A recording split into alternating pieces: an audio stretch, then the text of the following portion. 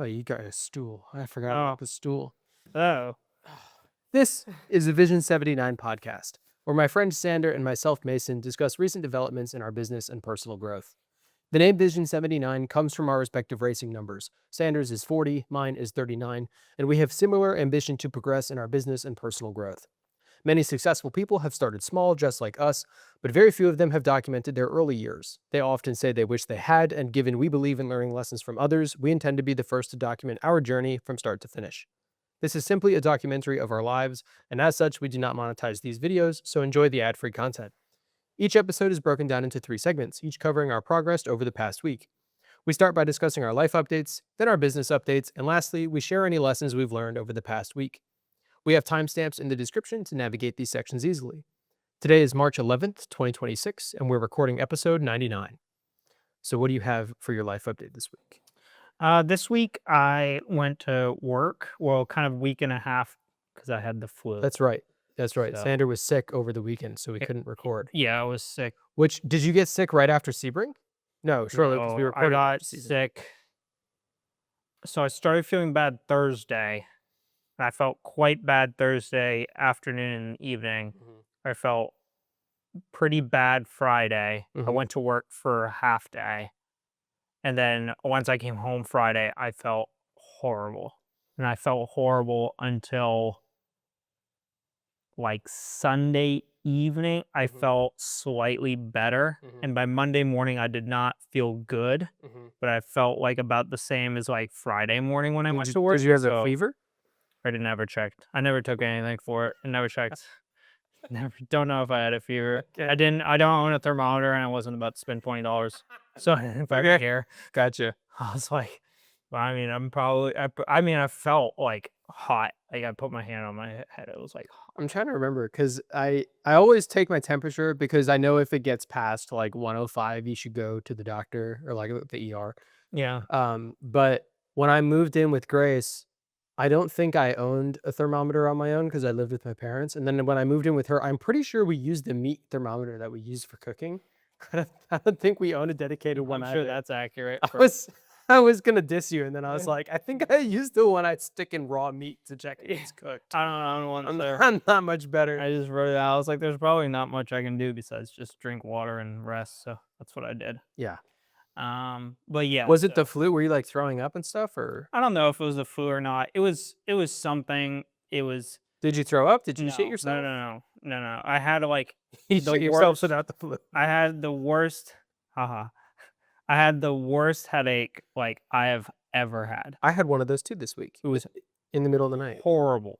Okay. Horrible. It was just like the most splitting headache, and it lasted days. Like it was unrelenting. Fucking sucks. So that was from Friday early afternoon until Sunday night. Yeah, Was constant. that sucks. It was like super painful headache and like very bad. Like it was like a sinus up kind of headache. Mm-hmm. And I had like just like a stuffy nose, but that was pretty much it. And I felt like feverish. Sure. Yeah. You felt Um, sick. But like yeah, like it was like No sore throat. No no cough. nothing. Huh. It was just like the most painful migraine you could possibly imagine. Dude. But like completely debilitating. Like couldn't do anything. Like That's- like turning your head or moving at all Yeah. would like spike it immensely. Dude, It was super painful. I had the worst headache I've ever had 2 nights ago. Oh yeah. I had started to get a headache when I was at the bar, and I was like, just gonna go home on time. I don't need like Advil or leave. Like I'll just go to sleep and I'll sleep it off because usually I can sleep off a headache. And I got in bed and it started to get worse, and I was like, ah, fuck. And so like I got in bed at midnight, and then I tossed and turned, and like 20 minutes later I got up to go take a leak, and as I stood up I was dizzy. That's how Yeah. bad my head hurt. Yeah. And I was like, fuck. And I realized it was 1:20. It had been an hour and a half of me not being able to fall asleep. And I was like, fuck it. And I just took 3 Advil and I was like, and melatonin, and I was like, kill me.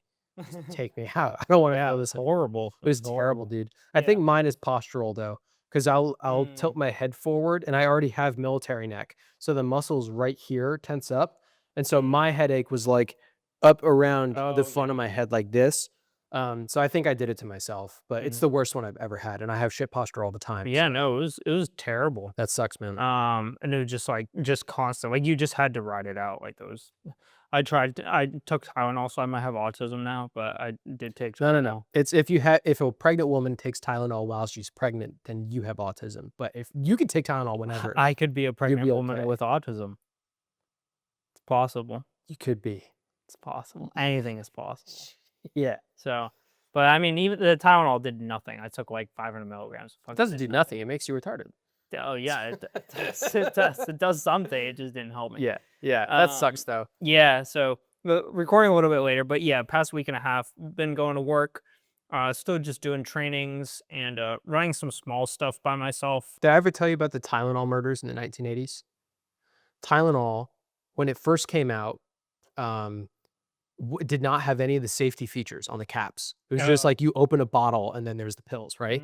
And then randomly, people started dying of unknown circumstances. And then they figured out it was cyanide poisoning. And the common thread was that all these people had taken Tylenol from the same bottle. And so then it happened again, and then it happened again, and then it happened again. And Tylenol, like they did lab testing, they firmly confirmed that there is no cyanide in Tylenol, right? But it kept happening.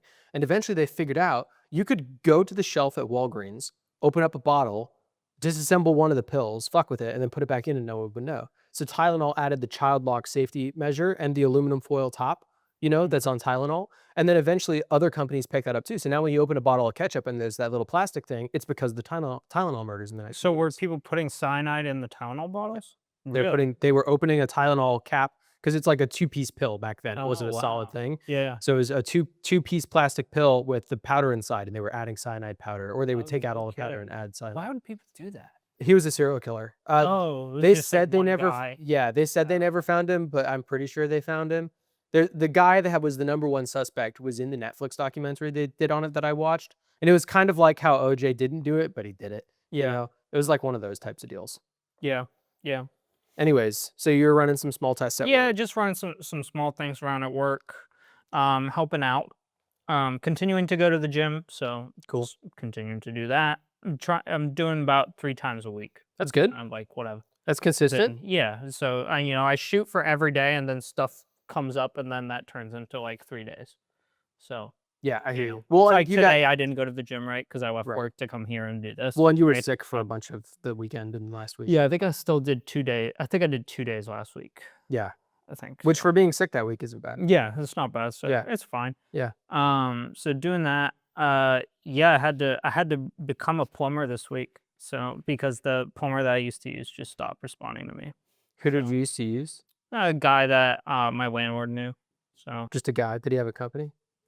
he did. You can tell me off air. If I you want. forget. Got it. Anyways, tracked- I think he just got sick and tired of driving out because I think he's like just doing a different area now.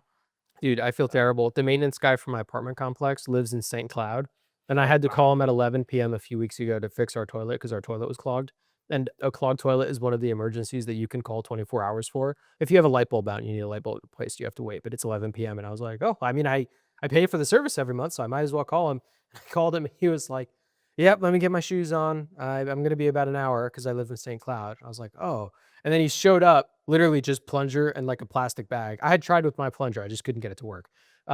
He came in and he was like, just a clogged toilet, huh? And I was like, yeah. And he saw the plunger sitting next to the toilet. He's like, you didn't try yours? And I was like, no, I did. I couldn't make it work. I think I have a shitty plunger, or like the toilet dimension is weird and I just couldn't make it work. I did try for 40 minutes. And he was like, yep, unclogged it in 10 seconds. And then I was like, well, I appreciate you coming out, man. He was like, yeah, it's cool. I was in bed with my wife and I asked her to tag along with me to keep me company. And so like, we had a good conversation on the way over. I was like, fuck, dude. I was like, I appreciate you so much, but Yeah, that I'll never do that again. Like I refuse to waste his time like that. No, I'm too polite. I felt terrible. That sucks. But you had to become a plumber because Yeah, just I had to applying buy a drain snake, like a power drain snake. a power drain snake. Yeah, it's like a Wait, okay. electric So what was the problem? Because mine was just like The problem is that closed the back. line coming out of the house Mhm. has multiple breaks in it, Mhm. which then roots grow through. Ah, And so the roots grow through the line, right, and then literally like just water will clog the pipe right. because the roots will thick. grow and it will just be too thick. And then you put like a singular piece of like toilet paper down and it will just like back up on Yep. those roots and then it's done.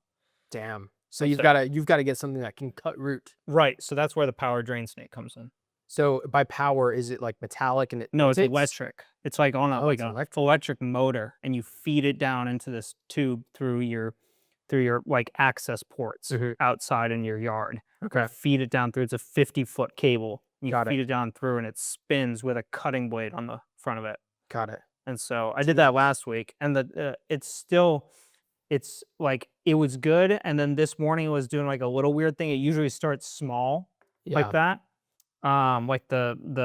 Like the sink will be a little bit weird, or the toilet, or the tub, whatever. Like whichever one decides to be weird. So I think I'm gonna have to snake it again. Mhm. Usually what I'll do is I'll pop the cap outside because what will happen is the water will back up, and which is one thing, but then the additional problem is that because it's a fixed volume Mhm. and you have this additional water pressure that can't go down from like your tub or whatever, Mhm. you're now putting pressure on this fixed volume system, and so it'll also literally build air pressure as well. Huh.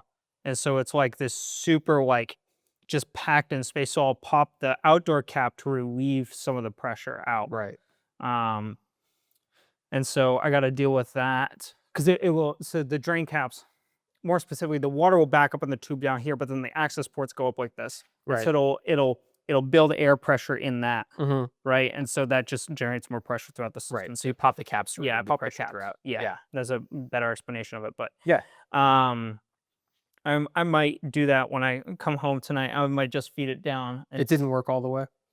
It should have. I mean, but it's like it's broken in two different places Hmm. at least that I know about. Mhm. Um, I mean, it's like it's hard to say. I mean, the cutting blade is only this wide, and the Mhm. pipe is like that wide. And So so it if can't it's get just to the whole cutting, diameter. right? Like I can't go down there and like Sure. cut it. So, and I have a bigger cutting wheel, but the root is literally too thick for it to cut through. I tried for like 30 minutes. Yeah, I mean, I guess if you're So putting water through there all the time, the root is gonna want to be yeah, of there. course. Yeah, Yeah. yeah. I mean, the only solution really is to dig it up and then relay the line, which is what a good landlord should do. Yeah, that's what needs to be done is the I yard mean, needs to be dug up and a new pipe put in. at this point, you're getting so much contracting experience, you can just buy a vacant lot and build your own place. That's ridiculous. I mean, I used to just call someone because it was like easy. I'd pay them and they'd just take it out of the rent. Then I was like, I was like sick of it. And Sammy was like, I want to take this in my own hands. And as soon as she says that, it's like, fuck, I got to figure it out because I don't want that. What's your strategy? Thermite? Chat GPT and like anything that comes up after that is like the strategy. It's terrible. Yeah. So I was like, I'm done. I'm just buying one. Right. And I was like, how fucking hard can this be? It's like, like pointers, like I was being charged like 120 an hour. Right. And I was like, how fucking hard is this? I spent an hour. Yeah. How much like was the tool? 300. Okay. So we're at like 4 hours of 5 hours of pay now. Sure. Yeah. Or no, I'm sorry, I did my math wrong. 4 hours Yeah. ish. Yeah. Yeah. But I was like, I spent an hour out there. Like it wasn't that difficult. Mm-hmm. Like, yeah, like I could see doing this all day. Like it would hurt your back and like lugging shit around. Like maybe, yeah, right. I was like, damn, fucking $120 an hour. Fucking sit in a yard, push this button, and then feed this cable down there. Mm-hmm. It's like, fuck, dude. It's like wild. You know what I mean? Start a polling company. I mean, I don't want to. It was just funny to me. Yeah. It's like Yeah. anytime I like try to anytime I'm like, oh, I'll just call someone for that, and then like it falls through, and then I'm like, I wonder how hard this is. Like almost every time without fault. It's like this really isn't that fucking hard. Yeah. A lot of times people pay for convenience. You shouldn't have Yeah. to pay for anything because you're a tenant. I shouldn't. But like it's like I live in like the weird gray zone ether of like my rent could get raised because it is cheap, Yeah. and that could happen at any time without reasonable cause or notice. And so it's like, how do you keep the system happy? I think the rent is cheap for the location and the size, but for the quality, I think you're getting scammed because it's like mostly shit. So I think that you're getting a good deal. The problem is there's a different property that guy has that he's been trying to rent out for years, and it's never rented. It's been vacant for years. Um, and like you think he'd take the hint, but he hasn't. It is what it is. Yeah. You know, Yeah. I did that this week. And then I already went over my 4-day sickness. Uh-huh. So that was about it for life. At least that's all I could think of while I was trying to write the sheet. Okay. But what do you have for life this week? I have a couple updates. Cool. There's a crazy fucking ramp up in work at Northrop Grumman. I think I mentioned that last week, and then it's continued into this week. I showed up Monday because we had like a big milestone thing that on Friday that I did, and so I was like, "Oh, cool! Monday will be easier. It's not going to be as hectic." And that, how foolish of me! I showed up Monday and it was just fucking slammed. So I did that, and then that is continuing to be slammed. So I'm predicting. I know our big deadline is in late April, and so I am anticipating that from now until late April, I'll probably be pretty slammed. And that impacts my real estate stuff because the flexibility at my job is as long as I get stuff done by my deadline, I can manage my time. And I'm really good at managing my time. So if I need to take a 2-hour break in the middle of the day to go do a showing, I could do that. But now I have so much stuff I'm covering other people's things. And I have so much stuff to do that I can't do that. And I might not be able to do that until the end of April, which sucks. On the other hand, if I have real estate clients, they're likely also working a 9 to 5, so we could still make stuff happen outside working hours, and I'll just sleep less. But it calmed down yesterday and today. It's settled down a little bit, so that's okay. So work is busy. Formula One is back, and I'd like to die. It's just terrible this year. They changed the cars, so they're lighter and shorter, which are pros. But now the engine only powers half the car and the other half is battery. And the problem is the battery, you can only recharge at a certain rate. So you use it way faster than you regain it. So of course, the best place to use extra power is on the straights because you can hit higher top speeds. You're covering more distance faster. Makes more sense than using it in a corner, right? So, Jesus Christ, fucking school shooter in the apartment building. So what these cars are doing is as they're accelerating down the straights, they'll lift off and they'll coast into the braking zone and the engines will clip. So eventually they're doing regenerative braking like Teslas do when you let off the throttle. So the driver's foot is still to the floor on the gas, but all of a sudden they're not getting full power anymore. Now they're regenerating at the end of the straight. Got it. And then they'll also do that throughout the corners around the rest of the grid so that by the time they get back to the start finish straight, they've got full boost that they can use, right? And so it just sucked. Like the qualifying drivers, no one like had a snap oversteer in any corner in qualifying. No one slid off the track. There were no track limits violations. The cars were nowhere near the limit of traction in the corners because they were just recharging their batteries during the corners and then they were plowing on the straights. So if you're a fucking mouth breather like the FIA is, then you go, oh wow, they go so fast on the straights. Look how fast they go. It's the highest top speed ever in any. I don't know why I'm doing an Asian accent. It shouldn't be an Asian accent. It should be like an idiot accent. Asians aren't idiots. But they're like, oh, look how fast the cars are going. Isn't this so great? Yeah. So qualifying blue chunks, like it might as well. I have more fun watching, Monza qualifying because at least you have to be technically proficient in the Parabolica, right? So qualifying sucked. And then the actual race itself, there were a bunch of overtakes in like the first 10 or 20 laps while the drivers were still figuring out like, where's the best spot to use the battery? Or if I'm usually regenning here, but now I'm overtaking someone, I can't regen, so I have to regen somewhere else. So there were a bunch of overtakes, and we had a lead swap a couple times in like the first 20 laps. But ultimately, like it shook out to like the same starting order as it did at the beginning of the race by the end of the race. So like it didn't fucking matter in the first place, except Max Verstappen, who's this is so fucking stupid. You know how I was explaining a second ago that your car will do regenerative braking like in a Tesla at the end of the straight, but you're still full throttle. Mhm. Max's car did that, but the regen on the rear brakes or on the rear axle locked the brakes before he touched the brake pedal and sent his car into a spin, and he crashed in qualifying. So he qualified P20, and then he worked his way up to 6th by the end of the race. Okay. So that was still like, it was good to see, but it wasn't fun to watch, because it's every overtake. It's like, oh, well, you just have more energy than the other guy. It's not like Yeah. you're outsmarting him or he got a bad exit, and so now you got a better exit. And so Who was top 3? George won. Mercedes? Yeah, Mercedes are clear by a fucking mile. Really? No kidding. So when they were writing these regulations over the past 5 years, a lot of the teams were focused on doing well in the current championships. Mercedes was not bothered with that at all. They were dog shit. But Mercedes helped the FIA write the regulations, Oh, no kidding. and they did a bunch of lobbying to get it kind of to be what they wanted. And Mercedes, a third of the field buys Mercedes engines, right? So Mercedes had crazy pull in these regulations. Oh, yeah. In 2014, when we switched from the V8s to the first turbo hybrid V6s, Mercedes had a stranglehold on everything. They were seconds ahead of everyone. That's why Lewis Hamilton has as many titles as he does with Mercedes, is because undeniably he had the fastest car from 2014 to 2020. So of course you're going to pick up. He only got 5 because Nico Rosberg was better than him in 2016, but could have been 6. Anyways, so everyone was expecting coming into these new regs. Once again, Mercedes, it's a power unit defined regulation set. Mercedes should do well, right?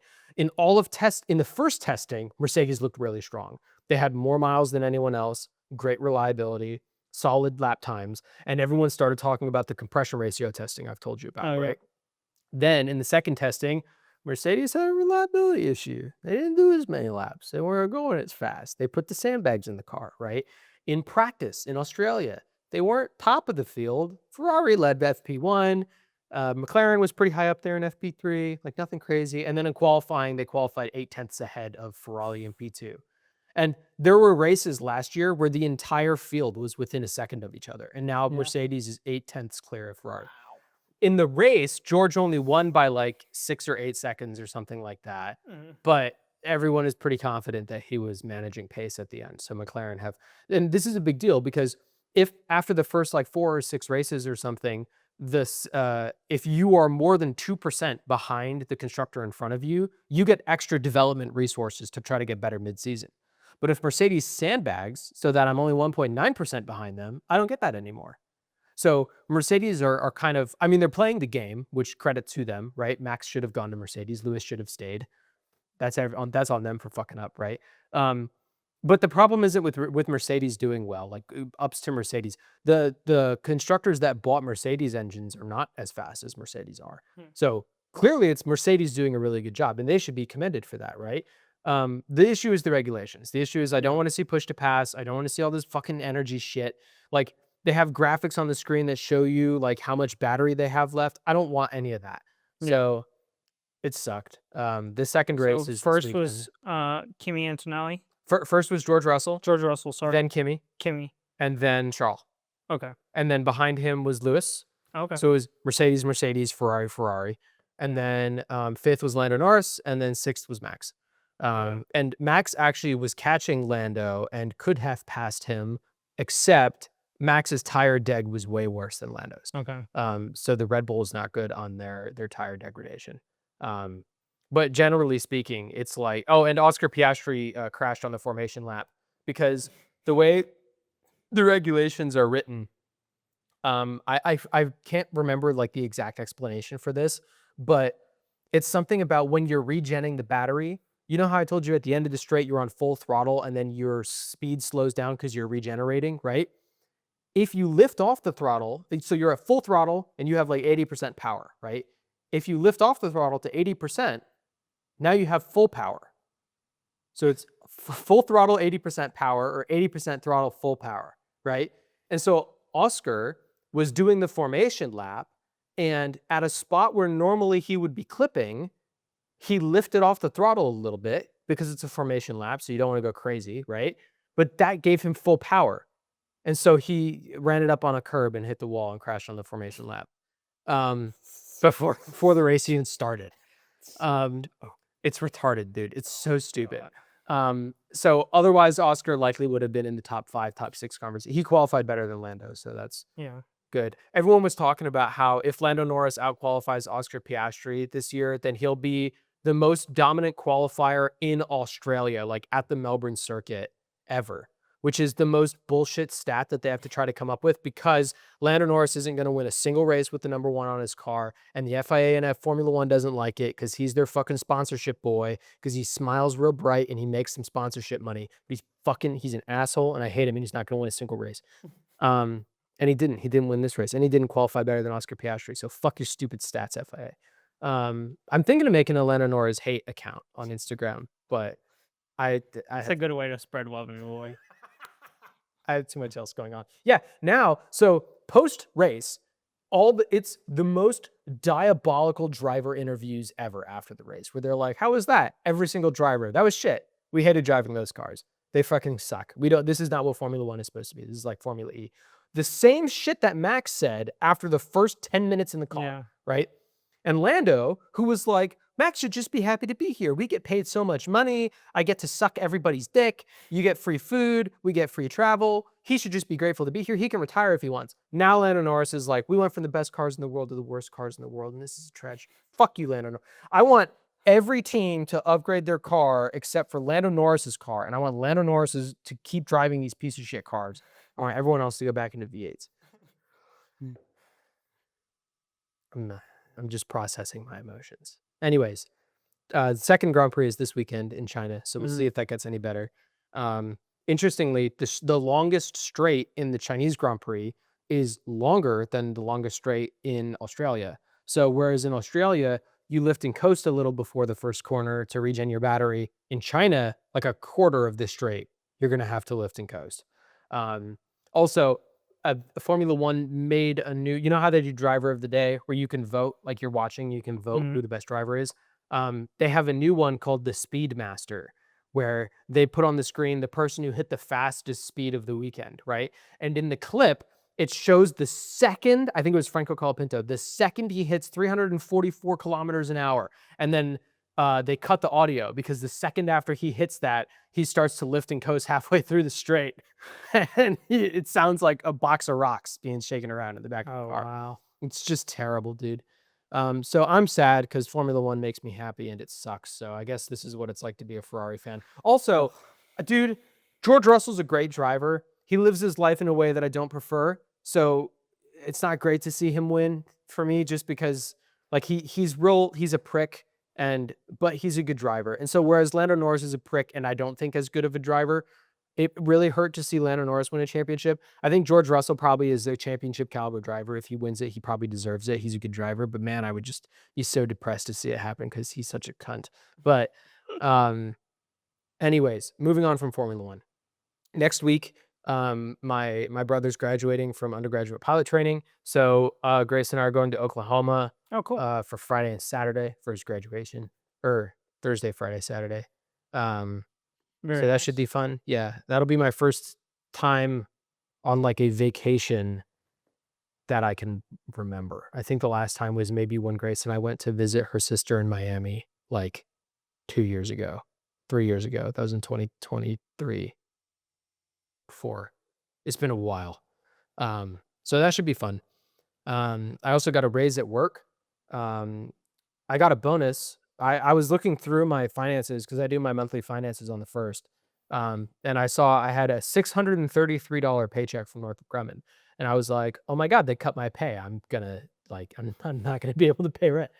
And then I realized it was an out of cycle pay statement. And I was like, what the fuck? Why would I be getting this? And then I realized their Christmas bonuses go out in March. So that was great. Yeah. And I had my quarterly report with my manager who does not work in the same building as me or on the same team he doesn't know anything that I'm doing. And he calls me on the low side, so I can't tell him what I'm doing. But we had our quarterly connection where you discuss your career future, which I don't have. And so he was like, "Do you see the bonus we sent you?" And I was like, "Yep." And he sent me the PDF. Apparently it's a $900 bonus, but withholding brought it down to $633. So that was great. The silver lining here is that every year you get a merit-based pay increase, which is corporate speak for we're going to keep up with the rate of inflation so that you can afford to live here. That ranges from 1.5 to 3.5%. It is rare that people get over 3% because usually a functional manager has like 25 people and a certain amount of money. And so he can afford like a 3% raise for a level 5 engineer is not the same as a 3% raise for a level 2 engineer, right? And they prefer to give more money to the higher level engineers than the lower level engineers. So it's rare for someone at my stature to get something as high as 3.5%. That's what I got. So Cool. at least I got it. Very nice. My piddly 3%. But that puts me at just over 84,000 a year, and that should be like an extra 150, 180 bucks a month. So I'm not going to stub my nose at it, but I would like to be promoted, especially with all the shit I'm doing right now. So we'll see. He once again asked me last quarter. He was like, "Oh, you did this awesome write up a year ago where I brought the corporate definitions for level 1, level 2, level 3 engineer, and I made my case for why I exceed this requirement for level 1, 2, and 3. So I should really be a level 3 or level 4 engineer." That didn't go anywhere. I don't know if he sent it to anybody. I don't think anybody saw it. And he asked me to update it in Q4, and I was like, "Sounds good." And then I had a bunch of work to do, so I didn't. He asked me to do it again, so I'll fill that out. We'll see if it goes anywhere, but I somehow doubt it. Anyways, that's my life update. What's your business update? So for business this week, I was going to go to the Moto America race in Daytona. I did not go to that because I was sick, so I stayed at home. But you watched it. I did watch it. I watched it on my phone. It was really, it was actually a great race. Can I interrupt Super you? entertaining. I'm so sorry. Can I Yeah. interrupt you? There's one good thing that Formula One has done this year. Mm.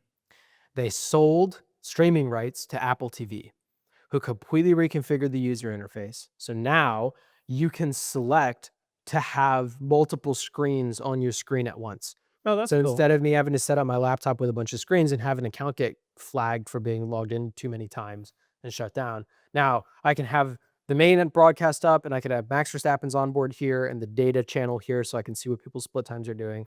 And that's the only good thing that Formula One's doing. Okay, back to you. But yeah, it was really cool. It was actually a really, really good race. So the two guys starting at the front, they qualified at the front as well, and they ran most all of the race at the front. Okay. Were Josh Herron and PJ Jacobson, two Okay. drivers, both for Ducati. Okay.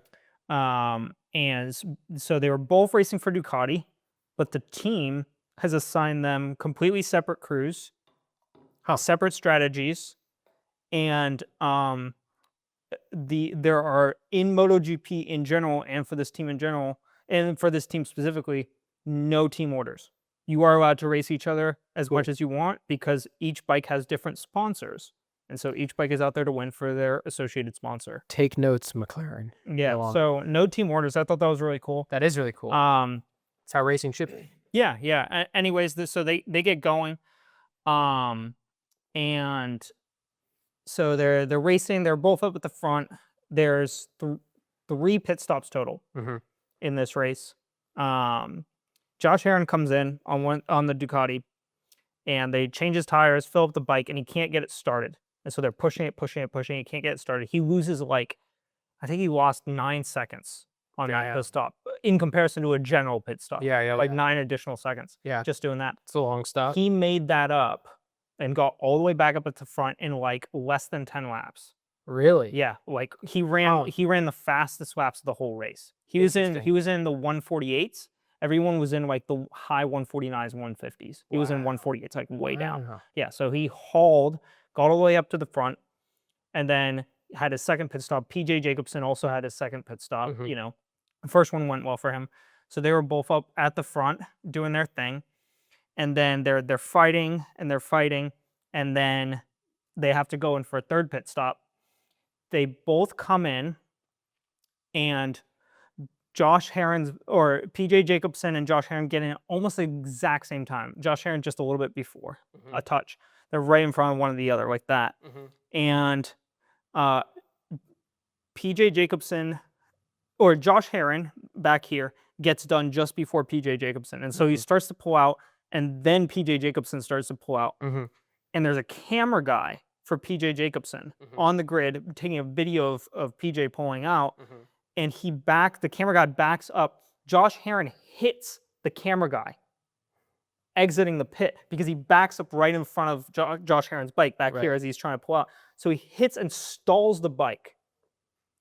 And PJ gets out clean? The pit crew's yelling. They're like, what the fuck are you doing? Yeah. Like livid. Yeah. And so PJ gets out clean. Josh Herrin stalls the bike. He loses like 6 seconds on PJ. And this is the third pit stop? Third pit stop, last pit stop. Jesus, dude. And so he gets out there, and it's a weird situation because they don't have radios on the bikes. So the only way you know whether you got a good gap behind you or whatever is by a board. And so they're going around, and the commentators are like, PJ wouldn't know that potentially he wouldn't know. Right. Potentially, we don't know. I don't know for sure. I didn't. See I guess he's got in side PJ. view mirrors, so he'll know that he's not. He doesn't have mirrors, but he can look back on the straight. They don't have mirrors? No. Huh. Okay. I don't. No. I don't think so. That's wild. Yeah, but I mean, you can turn your head. You know.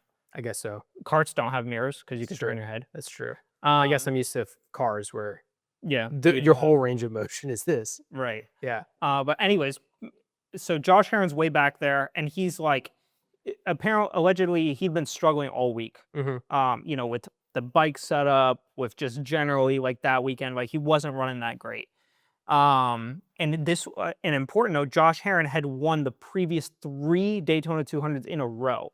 So this was his 4th, and that was already a record. Right. So he was going for his 4th one in a row at the Daytona 200, which is insane. Right. So now he's in 2nd place, you know, 6 seconds behind PJ Jacobsen. So he would have won the year that we were working with Sharky, and he worked on those bikes. Yeah, That's crazy, dude. Yeah. That's so crazy. this was his 4th. He was going for his 4th. Yeah. So PJ starts to pull away. PJ's running like 49s, you know, which is quick. Yeah.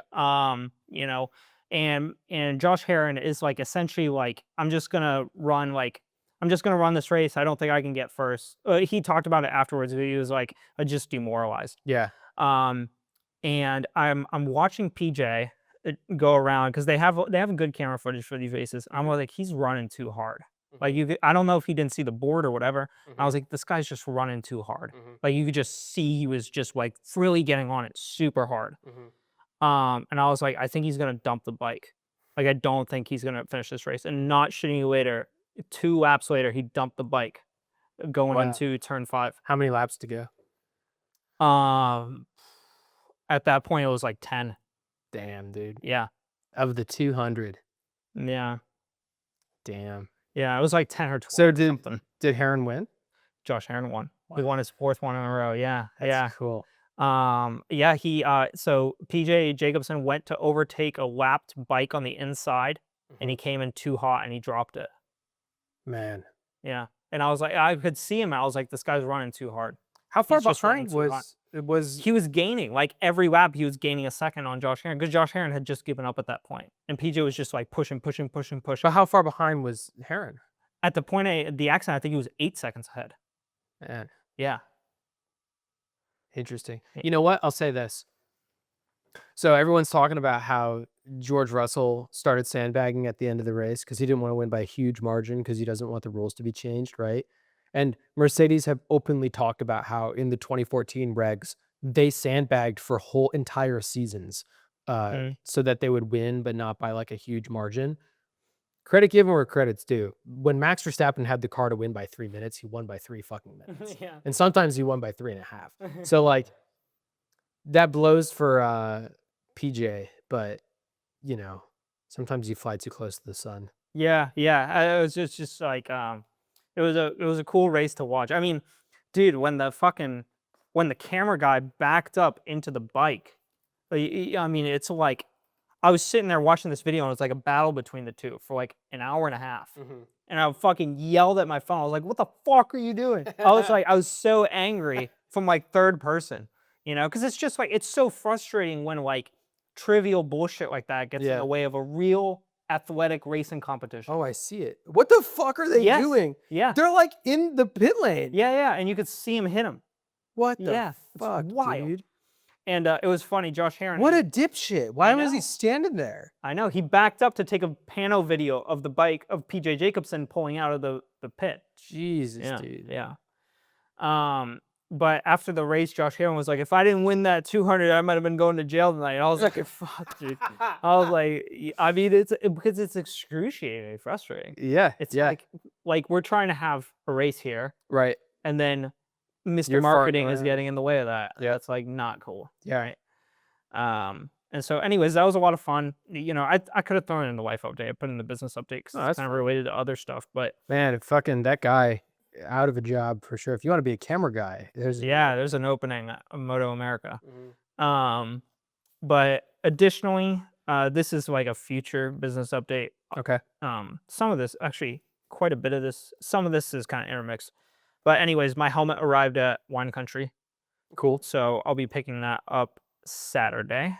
Cool. And then additionally, fuck, I was supposed to do this today, actually. I put reminders on my phone. I was just too busy at work. I'll do it tomorrow. But I researched some storage units for Porsche stuff, Porsche parts. I wrote down some phone numbers I was going to call about availability. I decided I do want one in Satellite Beach, which will be inherently like 50 some odd dollars more expensive. But I want the accessibility because I want to be able to go through the stuff easily and sell stuff efficiently if I want to sell stuff. And the idea of me having a unit 30 minutes away, you know, that's an hour of my time going there and back. Right.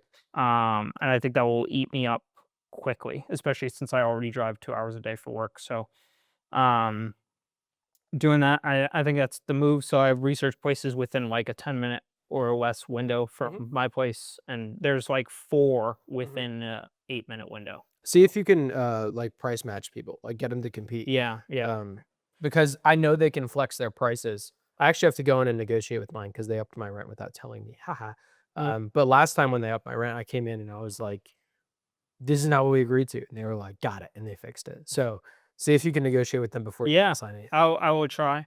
So that's something I'm doing this week, and because I called the guy with all the Porsche stuff, and I'm getting that on the 16th and the 17th of Cool. next week. He's gonna let me use his truck and trailer to move it all, which is That's awesome. nice of him. Yeah, super nice. How far is the drive? He's Coco, so it'll probably be a solid. When I was going from my place to his place, it was like half hour. Okay, got it. So Maybe a little longer with the truck and trailer. yeah. But that was really nice. And then additionally, what I did this week is I went through the magazines that he gave me to try and figure out what each one is worth and why, because there were like weird spikes. And I figured out that some of the magazines they still make new printed copies of until they run out of those copies that they've like pre-made, like additional ones. Once they run out of those, then the magazines go into a waitlist sold out state. And that jumps the value on the used market because now you can't actually order them anymore. Got it. So right now you can go onto their site and order one for $100. A new, Okay. it's a reprint, but it's the same contents of the magazine. Right. For the ones that you can't order, they go on the used market and like double-ish in value. Okay. Now, it's a niche market, and it's going to be a slower market. And so pricing out the magazines, what I decided to do is that it's 16 of the 20 or 15 of the 20 I have are still in like reproduction or available to buy if you want to. They haven't sold out yet. Got it. It doesn't make sense to me to sell those in a lot right now. Yep. Now, well, you can still get reprints. Now, while you can still get reprints, but I also know that I'm a hoarder. And so I'm going to sell the 4 duplicates that I have and just offload those, get a little bit of cash flow, and get my hoarder brain okay with the idea of not keeping everything. Yeah. Because at a certain point, I think it's just stupid. So I'm just going to sell the 4 duplicates and hang on to the others. And those 4 are worth between 100 and 200 a piece. One of them is no longer in production, so that'll be closer to 200. Okay. And the other one's around probably 125-ish. Gotcha. So you could think, 4 magazines in that range, which I cleaned up and cleaned the boxes and took nice pictures of yesterday. I will list those tomorrow. To launch Friday probably is when I'll launch the listing for. And then I'm also selling one of the Hot Wheels that I have, the collector Hot Wheels, the Magnus Walker Porsche one. I remember that one. Yeah, so I'm gonna sell that one. Because I don't open it or look at it, and like I used to be like a Magnus Walker guy, and like in recent years, I'm just like, it's kind of whatever. Gotcha. And I was so I did some research as well into this sort of thing. The magazines over time, I was trying to do like historic research with Claude and do like a deep dive in terms of like sale prices over time. The magazines seem to drastically increase in value when they go into a sold out condition. Yeah. And then they also seem to appreciate significantly more because the actual annual price of the magazine goes up like 20% every year. Oh, interesting. Yeah, so they appreciate with that because they're valued in correlation to whatever you can get, even Right. the newest one new, right? Hot Wheels almost completely flatline, maybe increase with inflation. It's actually a Really? relatively bad investment long term. Huh. And it's interesting. I was actually researching one. Even sealed in box ones? Yeah, I was researching ones that when I bought them were worth like 75, $60, which is like not a lot of money, but like for a little For a fucking Hot car, Wheels, it is. you Yeah. know, it's kind of a decent. I mean, most Hot Wheels are a couple bucks. Yeah, so $80. exactly. Yeah. Right. And so I had kept some of these, because when I got my hands on them for, maybe $20 or $30, they jumped up to 75. Those now, today, funny enough, are like $25, $30 on eBay, Wow. which is really interesting. And so I didn't think of this kind of like real weird market fluctuation. Right. But what I did notice is that the Magnus Walker, when I bought it, was worth about $250, $300, and today it's worth about $250, $300. So I want to offload that because I don't really need it. Right. What would I need it for, right? Right. I want to offload that before inflation just eats that up into nothingness, Right. right? Because it really hasn't increased in value in the 5 years that I've had it. That's crazy. Lego, Star Wars Lego in particular, the second it retires, doubles in value no matter what, and then just climbs over time. Like it just keeps going. Yeah, Hot Wheels not like that, which is that's really crazy. interesting. I figured that they would be similar because they both have big fan bases and they're both like relatively. Some of the attainable. Hot Wheels that I have are like that. Like I have a Porsche collection, an RWB collection. I have 4. Those, when I originally got them, were like $50 a piece. Now they're like 80 to 100 a piece. Right. So those have climbed, but those I'm not really that interested in selling at the moment, especially if I have other things to sell that I like less. Yeah. So I'll sell that stuff off. So all in all, I'm shooting for around 600 plus in just change to have, extra from the eBay sales. Sorry, I was just thinking. No, you're good. I was like, dude, what if I buy Lego that's retiring today for like $1,000 and then I wait a year and then I sell it, I double my money, I make 2,000. If I put that money into buying the sets retiring that year, I make 4,000 and then 8,000 and then every year it doubles. Yeah. So what if eventually I just have a giant warehouse of a bunch of retired Lego Star Wars sets? That'd be cool. Could do that. But I haven't had enough caffeine today. In addition to that, I was researching the Porsche 914 parts. I was just curious. I was like, what kind of parts? The ones that you're getting? Yeah, I was just researching any parts. And like I was like, what's a control arm worth? I was like, I know that he's got a literal rack of control arms. So what like kidneys go for these days? Rack. It's like it's just like he's got maybe 20. And I was like, well, and that's something you're buying. Right. Yeah. It's in a lot. Yeah. Right. It's in the lot. And I was like, what's a control arm worth? Right. And I was looking and I was like, I always look at sold listings on eBay. I don't look at list prices because people go crazy with list prices. It's ridiculous. I found a sealed, like I have some sealed magazines, right? I found one that one guy had sealed completely. He listed it for like $1,500. You would be I'm like, this is retarded. You would be a terrible homeowner. Rule number 1 in homeowning is the highest possible price you think you could get for your house is what it's worth, no negotiations. Yeah, I would not be a good home appraiser. You'd be my favorite kind of client though. I wouldn't give a shit. Dude, a buddy of mine told me about some clients today, and I don't know why I can't get any clients like this, but they're buying a house, and literally it's the second house he showed them. And they said, we have to have this house. We're in love with it. And he was like, awesome, we'll put it in an offer. I think they have one other offer. And they were like, what can we do to get this house? And so he gave him a list. He was like, I mean, we could give them asking price. We could offer over asking price. We can do an escalation clause, which basically means you tell the agent, hey, they're willing to go up to 20,000 over the asking price, but we're going to submit the bid at asking. And then if someone else beats us, then automatically this clause kicks in and we do 20K over. We could give them a concession at closing. We could put more money in escrow. There's a lot we can do. And they said, do all of it. So they put, this is a $650,000 house. They offered $650 with an escalation clause.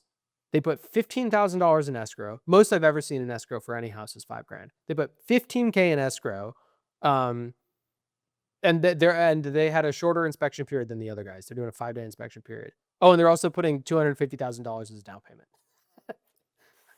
15-day closing. That's and I'm like, dude, how the fuck do you have clients like this, man? This is crazy. Yeah. Anyways, That's wild. so these control arms. Anyways, yeah, I was looking. I was like, what's a control arm worth? And used condition, like not rebuilt, not repainted, sold listings, $150 to $200 a pop. He's got how many? 20. Sweet, dude. Yeah. You're making a bunch of your money back. And then like pairs, like there was a few pairs that were sold, and they were like, all the pairs were like 400 plus. And then if you like paint it and put new bushings in it, it's like an extra $100 of value. How much all the bushings cost? Not $100, right? But you need a hydraulic press. It's some work, right? Oh yeah, but I mean the work is, who cares? Sweat equity is free. Yeah, to some extent, it's just depends on how I want to go about it, right? But I was like, okay, like that's some decent, because I don't need to keep all of this, right?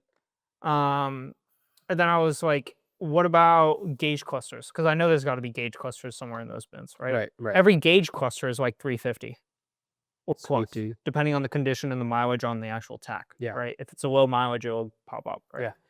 Yeah. So like stuff like that, or like doors, right? Mhm. There's like doors are $250 a piece, $200 a piece. That's cheaper than I thought they'd be. Yeah, cheaper whole than you door? thought it'd be, but it was curious, I was like, Yeah, what's this stuff worth? And so like all in all, there's quite a lot of stuff, and what's really gets interesting is like the odd end shit. Like the armrest bolster, right? Like stuff like that, that's like small and kind of niche. Like people still pay, $75 for that, right?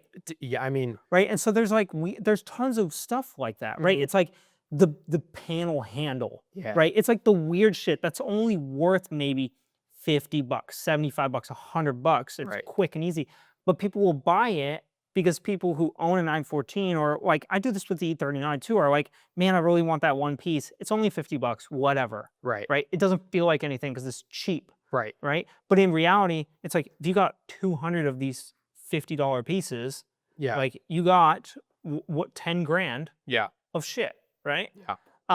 And so, like stuff like that is interesting. It's cool.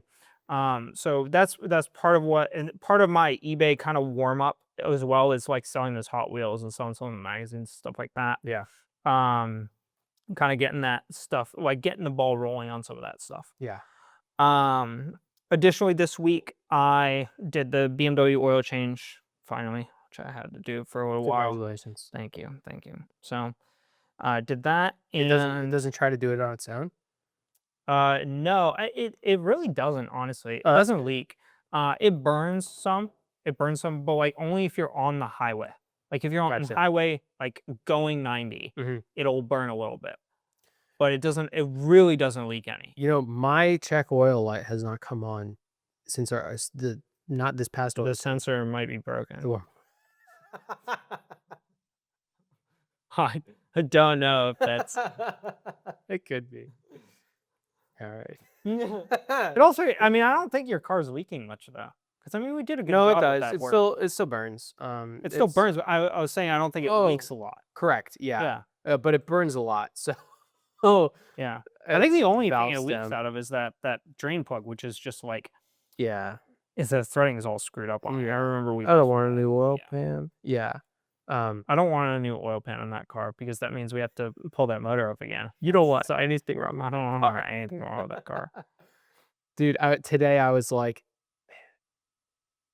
a new LC 500 is like a $22,000 a month car payment, but a used one could be as low as like $1,000 a month, and that feels so much more attainable. If I just stop eating, I think I could afford it. You know, I was thinking about this week. I was like, I was just thinking in general. I was like, people at my work complain about money, which I find really odd. Like, They genuinely. complain about money, like they don't get complain paid about enough. pay. I'm like, That this they is don't get very paid odd. enough. Yes. I mean, I complain about pay. Yeah, but you get paid less than they do, and I get paid less than they do. That's true. We both Well, get paid also, less than I they work way more than I'm paid for, do. so Right.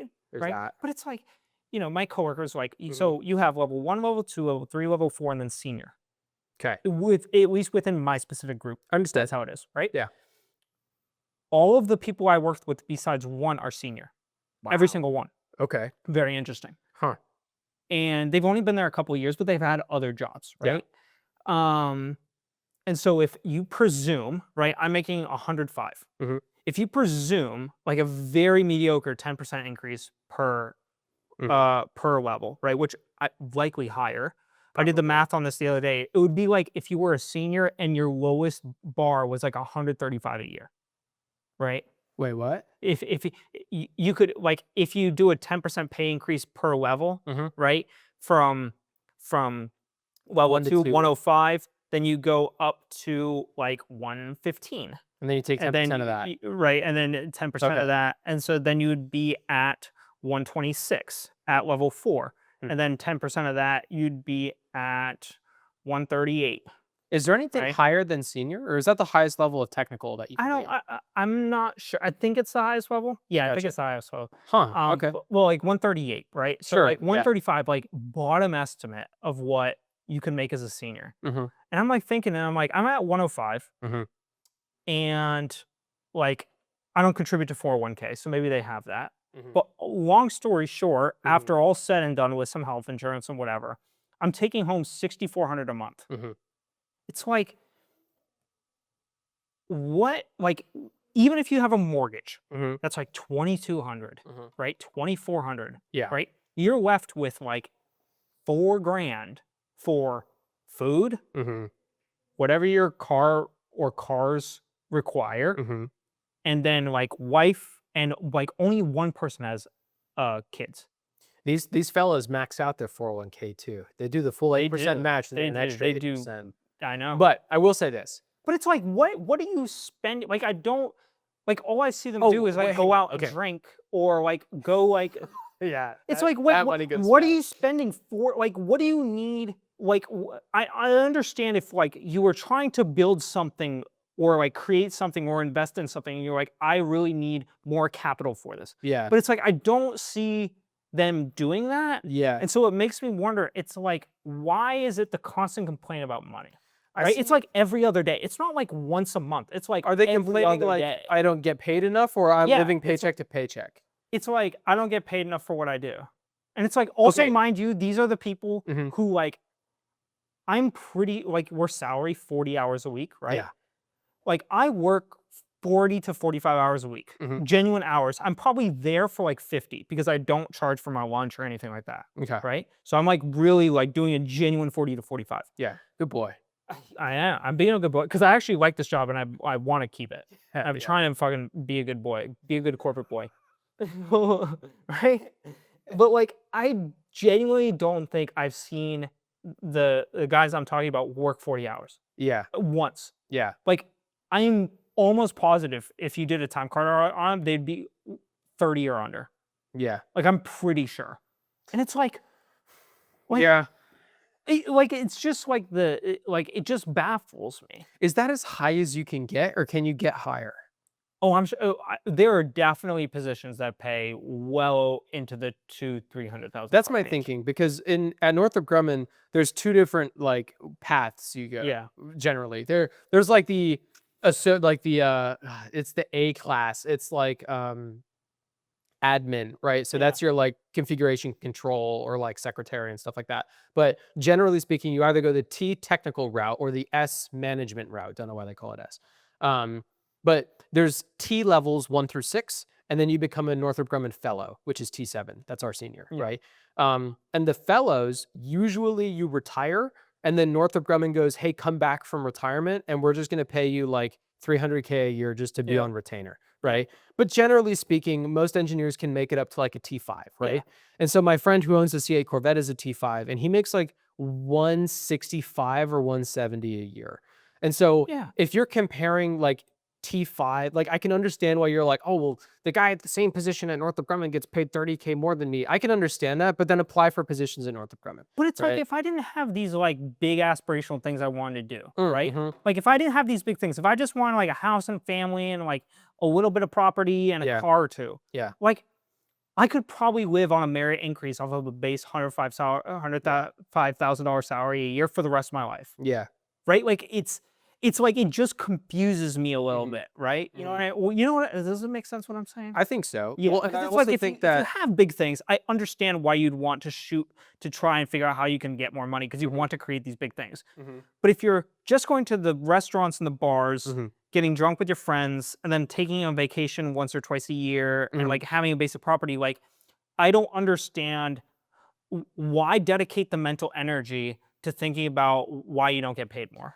It's like, why? But that is the goal for a lot of these guys. Like they don't have the aspirational goal of like having a business or building a race team.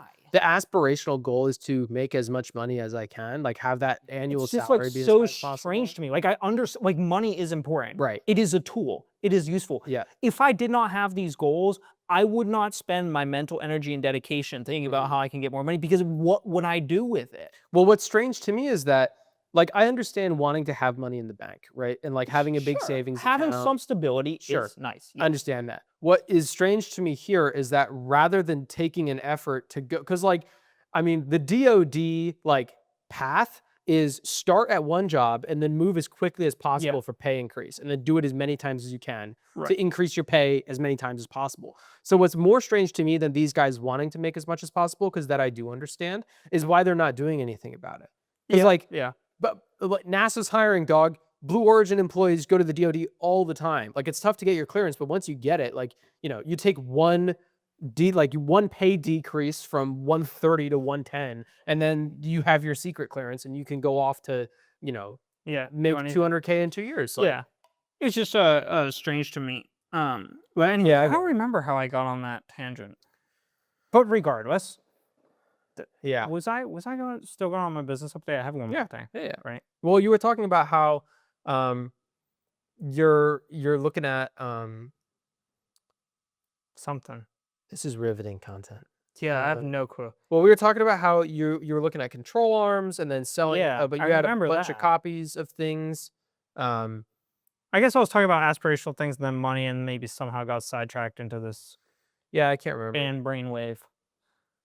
I don't know. It doesn't matter. It doesn't matter. But so you were last talking about how you're prepping to sell stuff on eBay. You got a bunch of copies of things from the 914 guy that you're gonna price out and sell. Yep. And my last update is I hired a CPA for my taxes. Cool. Because I started looking into that this week. Idea. I started looking into that this week, and the first response I got from Claude was quite literally 20 different schedule forms. Yeah, that sounds right. And I was like, this is not something I'm like potentially capable of dealing with this, not willing to. For sure capable, but no. For sure, it can't be that hard. Reasonable. But like also this is going to be weeks of dedication to this. And I would rather, especially this round with how stuff is, hand this over to someone who is professional in it, who if I have an issue, I can be like, hey, what's going on, right? And so in order to do that, there are 2 complimentary forms you can fill out to defer your 1040 and then any sort of business taxes that you have. And so my CPA filled out both of those for me. They're automatically accepted as soon as you fill them out, which gives an additional 6 months for each. Yep. This is what I was talking about earlier. Wait till April, then quick file. But I guess we're halfway through March, so who cares? Yeah, but I honestly wouldn't have deferred. But the thing is that so originally, part of why I did the CPA thing too, is I thought that when I was initially researching it, I could tell the IRS, hey, I no longer want to be an S Corp for this past year. That is not true. Gotcha. So you're stuck with S Corp. you're stuck in S corp because I applied late for the S corp. It changes that timeline slightly, Okay. and you could only revoke the S corp a month after you initially filed for it. Okay. Within that month, and then in fact I figured out even if I'd started the S corp that year, I only had until March 15th to revoke it, unless I did a late revocation of the S corp, which is another form, but that form doesn't apply to S corps filed mid-year. Got it. So it's Not- a little not bit possible. convoluted. Long story short, I asked her to defer both, which has no penalty on your refund or anything like that. Right. But it just gives us a little bit more time to go through that paperwork and make sure that we have all our ducks in a row. It also gets a little bit more complicated when it comes to sole proprietorship versus S corp now, because your S corp is a completely separate business entity, so you cannot write those deductions off on your taxable W-2 income. Yep. But because I partially ran it under a sole proprietorship, those will be able to, but there's a little bit of fogginess in there. So that stuff has to be cut and dry and clean. All the sole prop stuff should be deferrable, Yes. but not the S corp stuff. But not the S corp stuff. So Yeah. that gets a Now, little bit complicated. if your S corp files for a loss, I do believe that you can deduct that from your personal income, but you have to do all the math first. I'm not sure that's the case. I don't know. I don't S corp. think so, to be honest, because the thing about the S corp is that you can only, from what I've gathered, you can only file a deduction off of your W-2 income if I am the person individually that the S corp owes money to, which is different than if the S corp owes money to a bank, aka a credit card loan. So a credit card loan, because the S corp does not owe me money, it owes the credit card company loan. Now you can do a very special case where you essentially say, hey, I as an individual am going to take liability from the money I want from you, Mr. Big Bank. Right. And then I'm going to use that money to my business. In that special case with very clear documentation, the S corp can be, you and the S corp are tied together. Therefore, if the S corp generates a loss, then you could take it out of your W-2 taxable income, but only in that case. Right. And so, because obviously that's not the case for me, from what I've gathered, at least thus far, S corp losses under that S corp will not be tax deductible from my taxable income. Gotcha. But sole proprietorship will, and I should, even without any of this business stuff, because I was being taxed at a rate implying that I worked a full year, I should get a refund regardless. And so, and they over withhold anyway. Some money. Yeah. Yes. For sure. I think so. Yeah. Well, and that's, I've only ever filed taxes for, actually, come to think of it, I think that the only time, I don't know if I've ever filed taxes vanilla. I think I've only ever filed taxes with either an LLC from Kahuna or sole prop. And I think in both of those cases, you can take those deferments of the company loss into your personal income. Yes. Corps must be different. Yes. And I don't have because there's experience with corporations. corps. Yep. Yeah. So, But I think in any case, you still get a cash hit, which is cool because then you have the flexibility to do what you want with that money. yes. And I'll be getting my bonus this Friday, my signing bonus this Friday for signing with Blue Origin, which will be helpful. And the tracking is looking good for me being able to pay off debt. And my credit score is still relatively good, like 750-ish. That's solid. Is solid. And it's solid enough for me to still get 0% APR credit card mail. So that's good enough for me. Yeah. So pre-approved for like Discover and like Capital One and like Wells Fargo and like some other ones. Can you just hand all that shit off to a new 0% APR card? Yes, and they're offering me a 2 to 3 year 0% APR credit card. Beautiful. Which is even better. So Try quality items. so yeah, things are looking up in that debt department, and now I have a CPA. Debt department. Yeah. It's a fun way of debt. putting it. Yeah. Yeah. The Department of Debt. The I'm the DOD. DepSec of the DOD. Department of Debt Secretary. Yeah. DebtSec.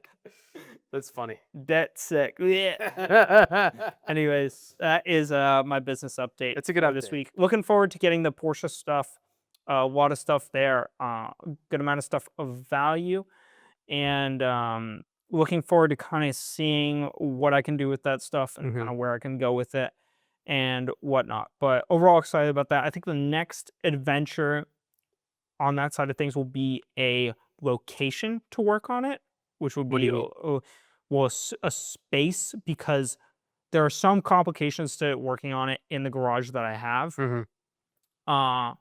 One is I genuinely don't know if the electric will hold up to a welder. Because the welder runs off 220, which I can plug into the dryer.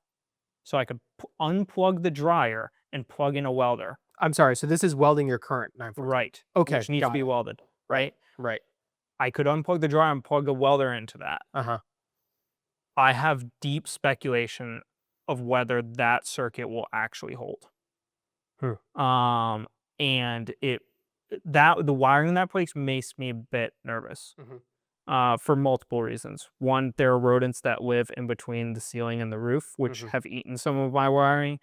Breakers will trip occasionally and randomly. Nothing is new at all. Nothing has ever been new in that house. I'm pretty sure that when the house was built, the components used were not new. It's like that might be a joke, but it is rough. Yeah.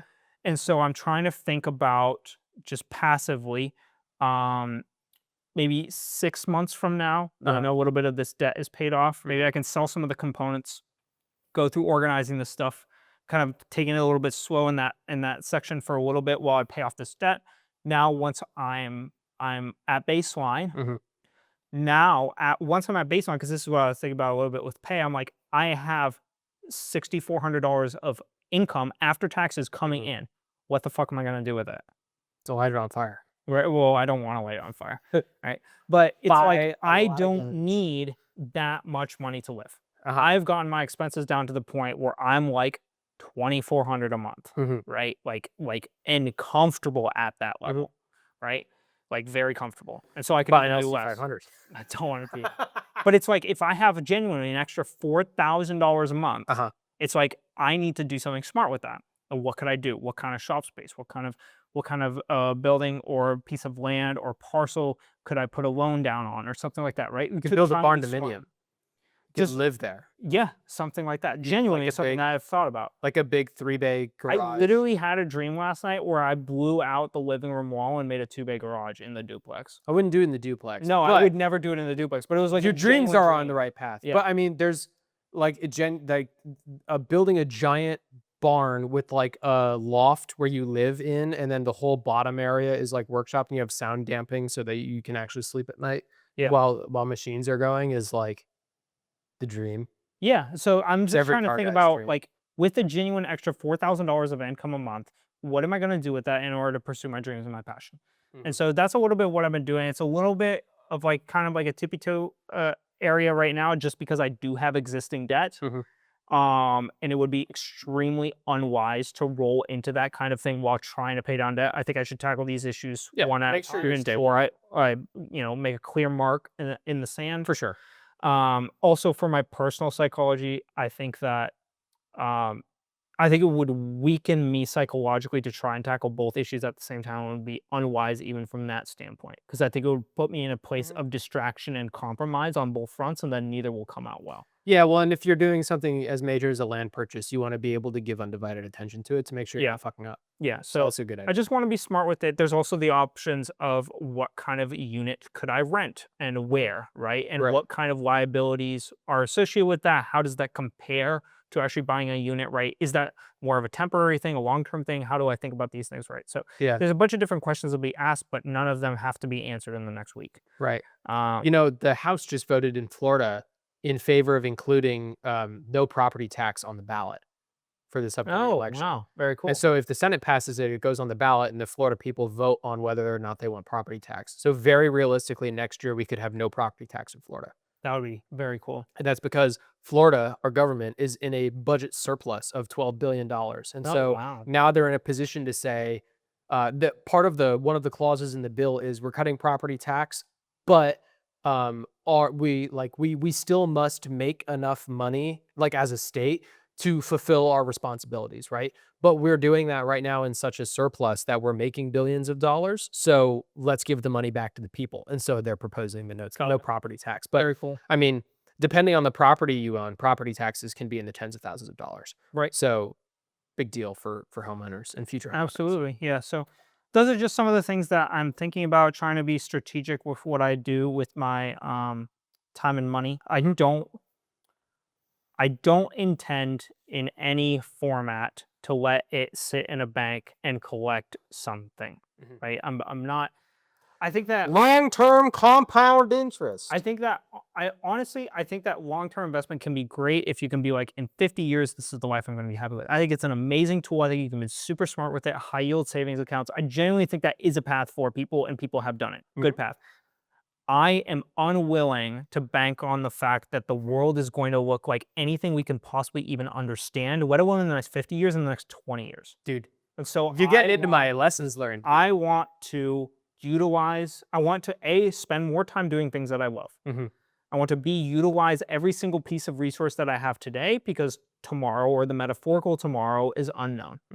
And I want to do that as much as possible and see where that path leads me to, because I think that largely the world will not be something that we can recognize in 50 years. And therefore I'm not, it doesn't compel me to put my money in a high yield savings account and let it sit.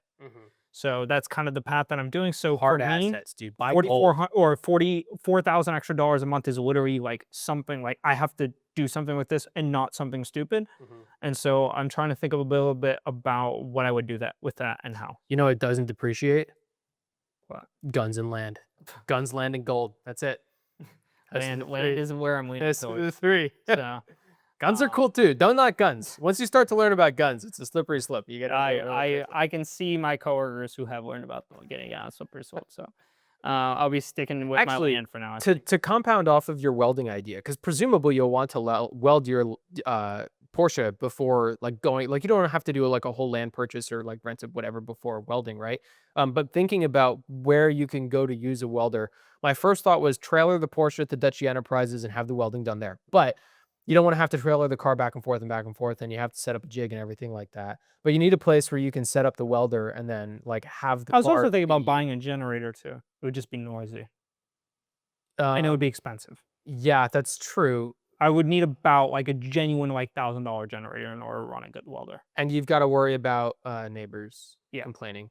But my thinking is two options. Number one, if we can, so I have two ideas here, right? The first of which is my dad has been wanting to get a welder and to learn how to weld for a while. He actually went to one of the same welding classes that Dutchy went to a few years ago.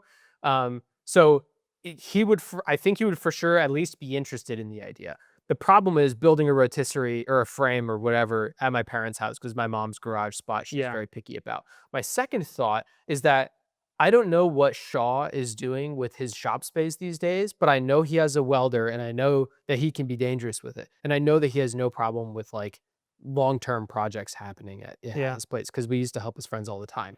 And so maybe I'll go throw rocks at his window sometime this week and just introduce you guys, because at the very least, maybe he'd be willing to lend you a welder to like experiment and see if your laundry outlet can handle it or whatever. But I mean, he's also actually, now that I think about it, he and his boss at the gun store that he works at import historic European guns and then they refurbish them. And so he works on his boss's old German vehicles, like fucking trucks and tanks and sports cars and shit like that. So he has a lot of connection to like old German vehicles, which you also have an interest in. So he might have some really good connections to put you in touch with for like the automotive community too. Yeah. But you know, there's a bunch of different options. My central focus right now is CPA, the Porsche parts, the eBay listings, and starting there. Porsche parts, eBay listings, CPA. Yeah. So that's what I got for business this week. Cool. What is your business update? So this week, I'm going to move through my client updates first. Seller number one, not applicable. Don't have a seller right now. Buyer number one, have not heard anything about the permanent station change, so I have to update on them. Buyer number two, she hasn't rescheduled her showing. She hasn't contacted the lender. She did text us last week and she was like, oh, hey, I'm sorry for like the delay. So I don't know what's going on with her. Just general like client stuff. Buyer lead number one. This is the guy. I think he hasn't signed like an agreement or anything, but I'm pretty sure he's a client at this point. He's the guy who wants to buy vacant land with the VA loan. Yep. So where we left off is he wants to be involved with the building of his own property, and it's unclear whether or not the VA will allow that. So I did my research. I went to the VA website to find out whether they prohibit this or not. They don't prohibit it expressly. I saw somewhere they said that the borrower cannot be the builder. There has to be a contracted third-party builder. But there's no rules against the builder allowing the owner to do some parts of the work, right? As long as it passes inspection from an inspector. The way it works is you buy the property, and then the VA gives you a chunk of money to go pour the concrete. And then an inspector comes through, gives it the green light, and then they give you the money to go, or the VA doesn't give you the money. The VA backs the money. The lender gives you the money to do concrete, inspector, roof, inspector, so on, right? Um, so essentially, as long as the VA and the builder are good with it, there shouldn't be an issue, right? Now, every builder needs to have a VA builder identification number. So essentially, the builder needs to be approved by the VA and the lender, and of course, the borrower. And once you get approval from those three parties, then you can move forward. I don't know how difficult the process is for getting a VA builder identification number. I don't know if they're going to be okay with the client being a part of the build out or not. And then I found that there was an update in 2025 which states clearly the builder identification number from the VA is no longer necessary. So Okay. you just need lender approval. So if the lender is okay with my client doing like the drywall, so long as it passes an inspection, and the builder's okay with it, everybody's happy. So now it just comes down to getting a list of builders, finding the ones that are willing to work with this type of situation, and then letting the client decide which one he wants to build with. Yep. Then we make sure that the lender's on board. The lender's a part of all these conversations, so like we're a team. Once that's done, they draw the plans up, the VA approves the plans, and then we can go look at properties. So I'm doing a little more than what a real estate agent usually would do. Usually I'm not involved with like finding the builder. That's a client only thing, but it's interesting to me, and I believe in service beyond just what the standard operating parameters are. So I reached out to like 15 companies. I've gotten like 7 replies back, and we've gotten a couple like strong affirmatives. So we have options to play with. And so I touched base with my client this week, and they said, let's get like 6 solid yes options, and then I'll do research and we'll do interviews and we'll narrow it down from there. So this weekend, I'll continuing to be getting more options, more yeses for him, Cool. and then we'll go from there. So that's moving smoothly. Couple other updates. No updates on these guys. I'm just going to skip them if I don't have an update. The tiny home guy decided that he wants to switch paths. We had shown him a tiny home over virtual walkthrough a few weeks ago, and he liked it, but he was kind of hoping for more land that he could put like an RV hookup on or a shed or something like that. And it didn't have it. So he's switching paths back to, I want to buy vacant land and then build a tiny home on it. So we're gonna start looking at vacant land for him too, which is fine because we're already looking at vacant land in a similar area. My rental client, not lead client, who we showed apartments to the other week, ended up applying to the Linns in Vieira, which is the luxury apartment that is doing a really great deal right now. They're doing 2 months free, and if you're a preferred employer, you get $500 off. And if you apply within X time frame, they give you a $1,000 Visa gift card. Cool. So if you spread all that across the 12-month rent lease, it's like $1,450 a month or something. Oh, yeah, That's that's really fucking good. crazy for a luxury apartment. Yeah. Yeah. So we touched base with the leasing agent. She confirmed that if our client gets approved and accepted and he signs his lease, then we get paid $500, which is cool. And then I left a Google review because the agent was really good. Cool. She stayed past close for us, so I gave her a big shout out in the Google review. And then the Linz was really kind in their reply. Most businesses will give you like a 1-2 sentence reply, but these people like matched my length of, Oh, cool. and I'm not short winded when it comes to Google Yeah. reviews. Last rental lead number 1, I guess, because he's not a client yet. I had sent him a couple options last week. This week he replied with his favorites, and so we returned and found a couple more options and confirmed all the info with the leasing agents that there's not an issue with them. So now I'm just waiting to schedule tours, but I'm predicting that sometime next week we'll probably go look at houses. Cool. So those are my client updates. Nothing like earth shattering there, nothing crazy, just continuing to work the ones that I have. No open house update. Actually, Grace talked to one of her friends from Remax, who's a really experienced agent, and they were just like making small talk, and she was like, "Oh, like how's business for you?" And Grace was like, "It's slower than I want it to be, but we've been doing open houses every weekend." And the lady was like, "Oh, open houses used to be really great for lead gen. Like 10 years ago, if you hosted an open house and someone came in, it was like 50-50 whether you would get them to become a client or not. But now, in the last 3 years, that's completely tanked and open houses are entirely dead. And Grace was like, "Oh." And she was like, "Yeah, you picked the worst time to get really good at doing open houses." So I feel a little better about not converting anybody from the open houses, but it still doesn't change the fact that it's not getting me leads, and I have to figure out what's going to get me leads. Right. So no open houses. I'm putting all of my effort into writing ads, as I said last week. A fellow agent of mine just Oh, signed. shit, I was supposed to look at that for you. I That's okay. forgot. We're on the Totally podcast. forgot. So Yeah, I can walk yeah. you through. Oh, man. Whoops. It's okay. Oh, man, I totally forgot. I'm getting to that. I have it in my notes. But one of my friends doesn't like doing open houses. He doesn't like hosting them. Man. It's okay. But he has a new listing. It's like a nice, like $700,000 property, and he doesn't like doing open houses. And so he's giving Grace and I first dibs on like the first open house that it's Yeah. gonna have. So we're gonna do that open house. I think it's the first week of April. Cool. So maybe we'll get something from that. Maybe not. It doesn't matter. At least I'll have something to post on my Instagram about. Mhm. But here's my actual ad. Oh, and my upsign open house sign business. I don't have any new ideas on yet. I've done all lead gen. So what I've done for lead gen this week is a lot more than I did in previous weeks. It doesn't look like a whole lot, but it feels like a lot. So the first thing I did was I came up with another draft of hooks. Last week I had 24. I bumped those numbers up to like 75. Yeah. And then I cut the bottom 10. And then I was trying to figure out how to improve on that. So I went through one by one and improved them using my monkey brain. And then I had Grace go through them Yeah. and rank them. I did read the spreadsheet. I just didn't comment yet. That's okay. Yeah. I had So I know some of this.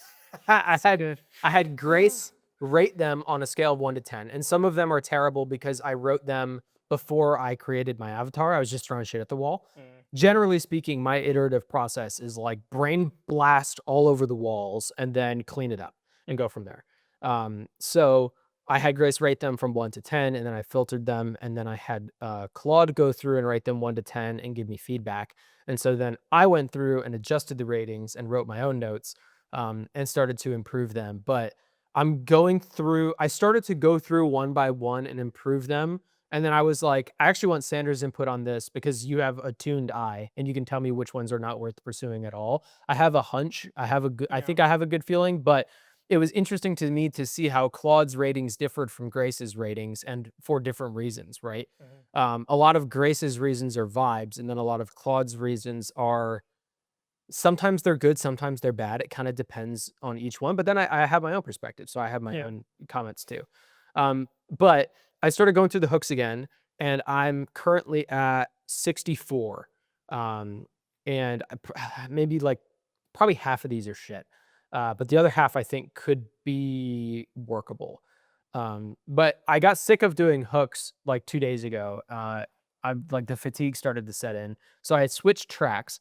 And I went back to Tommy from Delivered's sales pitch, basically. I had watched a bunch of his videos and I wrote out his pitch like 10 different times from 10 different videos. That's what that looks like. Oh, yeah. I just Yeah, copied a bunch of different times. And so then what I did is I pulled that into a spreadsheet and I broke it down. I identified 6 different stages that he goes through in each one. And so then I just wrote them like Cool. piece by part so that I could follow the same pattern and write my own. But generally speaking, the way that he moves through a pitch is it's the first stage is identifying who he is. So, hi, my name's Tommy. I sell cars for a living. And then the second section is his goal statement. So he goes, my goal is to save you time, energy, and anxiety. I save you money, but that's a byproduct. I charge a flat fee of $1,000. I handle everything, the price of the car, the trade, the add-ons, the accessories. We handle shipping. If you need to ship a car, we handle everything. And the third stage is what I'm calling the honesty reframe, where he takes a pause for a second and he goes, you notice I didn't say this is a money saving service, because guess what? And the fourth stage, which he doesn't always include, is what I'm calling the permission slip, where he says, you can do this on your own. I don't have a magic wand. I don't have a secret sauce that saves you thousands of dollars more than you can on your own. And then part 5 is the proof, where he says, am I good at what I do? Yes. My team is the best at is my team the best at what they do? Absolutely. But I teach everything I do. This is not rocket science. This is similar to going out to eat or getting a lawyer or CPA. You can do your own law, you can do your own taxes, and you can cook your own darn food. But guess what? People pay for convenience. And then at the end is his CTA. Cool. And he's got some pretty good CTAs.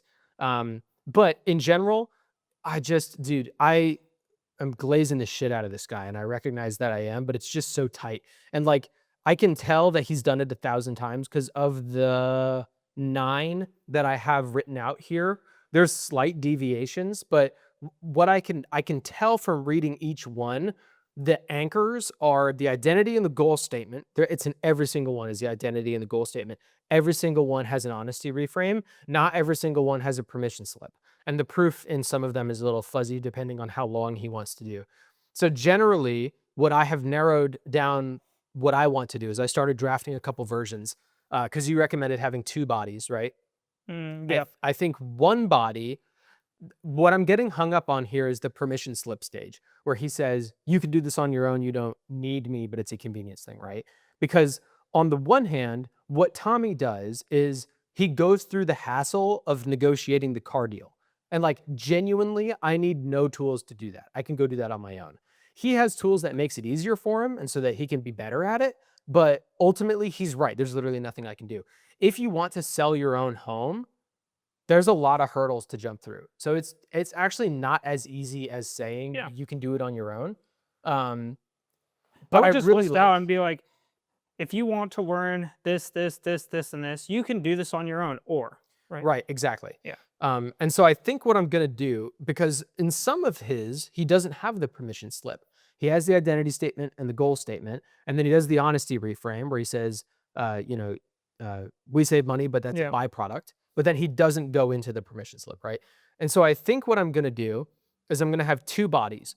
They're each going to have the same identity and goal statement, but then one of them is going to have the honesty reframe and the permission slip, and then the proof and a slightly shorter list of proof.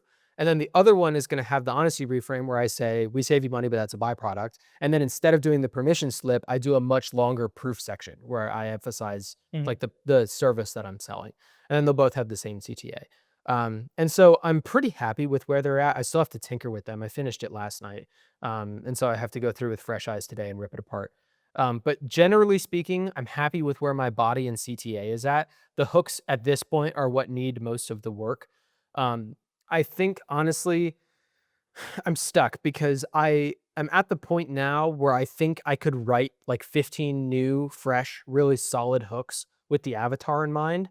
But I also know that I could probably do that forever and then just delay filming and posting the ad. Yeah, and you'll learn a lot more just by Definitely. running. Exactly. So I think what I'm gonna do is I'm just gonna go through and I'm gonna pick my favorites from this list and I'll polish the top like 30, so the top half basically.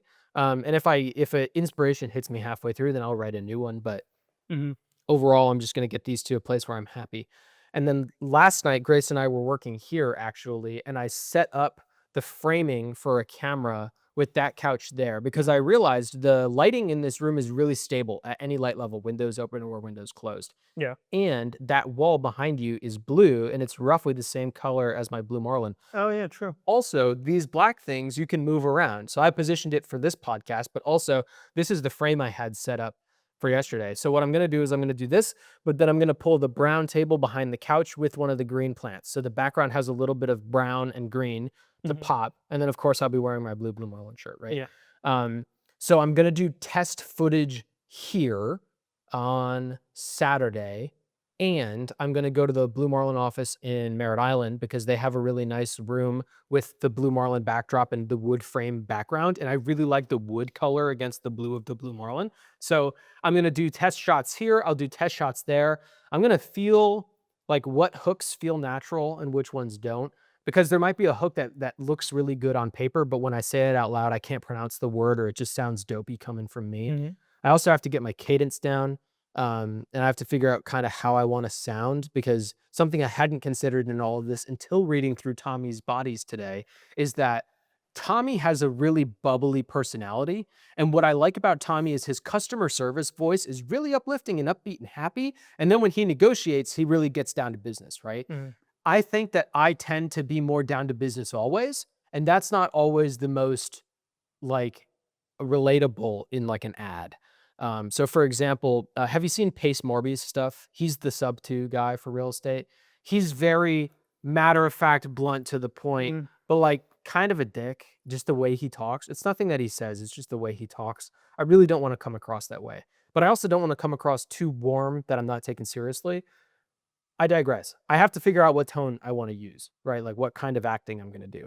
And then also in the test shoots on Saturday, I'm going to figure out, can I read a hook, memorize it, and then say it directly to the camera? Or do I need to set up the iPad behind the camera with the words on the screen to read? Right. So those are the bugs I'm going to figure out Saturday. I don't think I'm going to end up like actually filming everything, but I mean, if it goes well and it feels right, then maybe I will film everything. The general idea is that going into our next podcast on Sunday, I want to have those test footage things done and a firm strategy on when I'm going to get the ads edited and done. So my general thinking is next Thursday, Friday, Saturday, I'm out of town, meaning I'm probably not going to be able to pick up the phone. And the number one feedback that I've gotten from people who have experience with Facebook ads with real estate is the second that people click on your ad, call them like ASAP. Do you remember the Hormozy guy? Yeah. He hired his Call your leads in 60 seconds. Yep. He hired his aunt to call leads in less than a minute.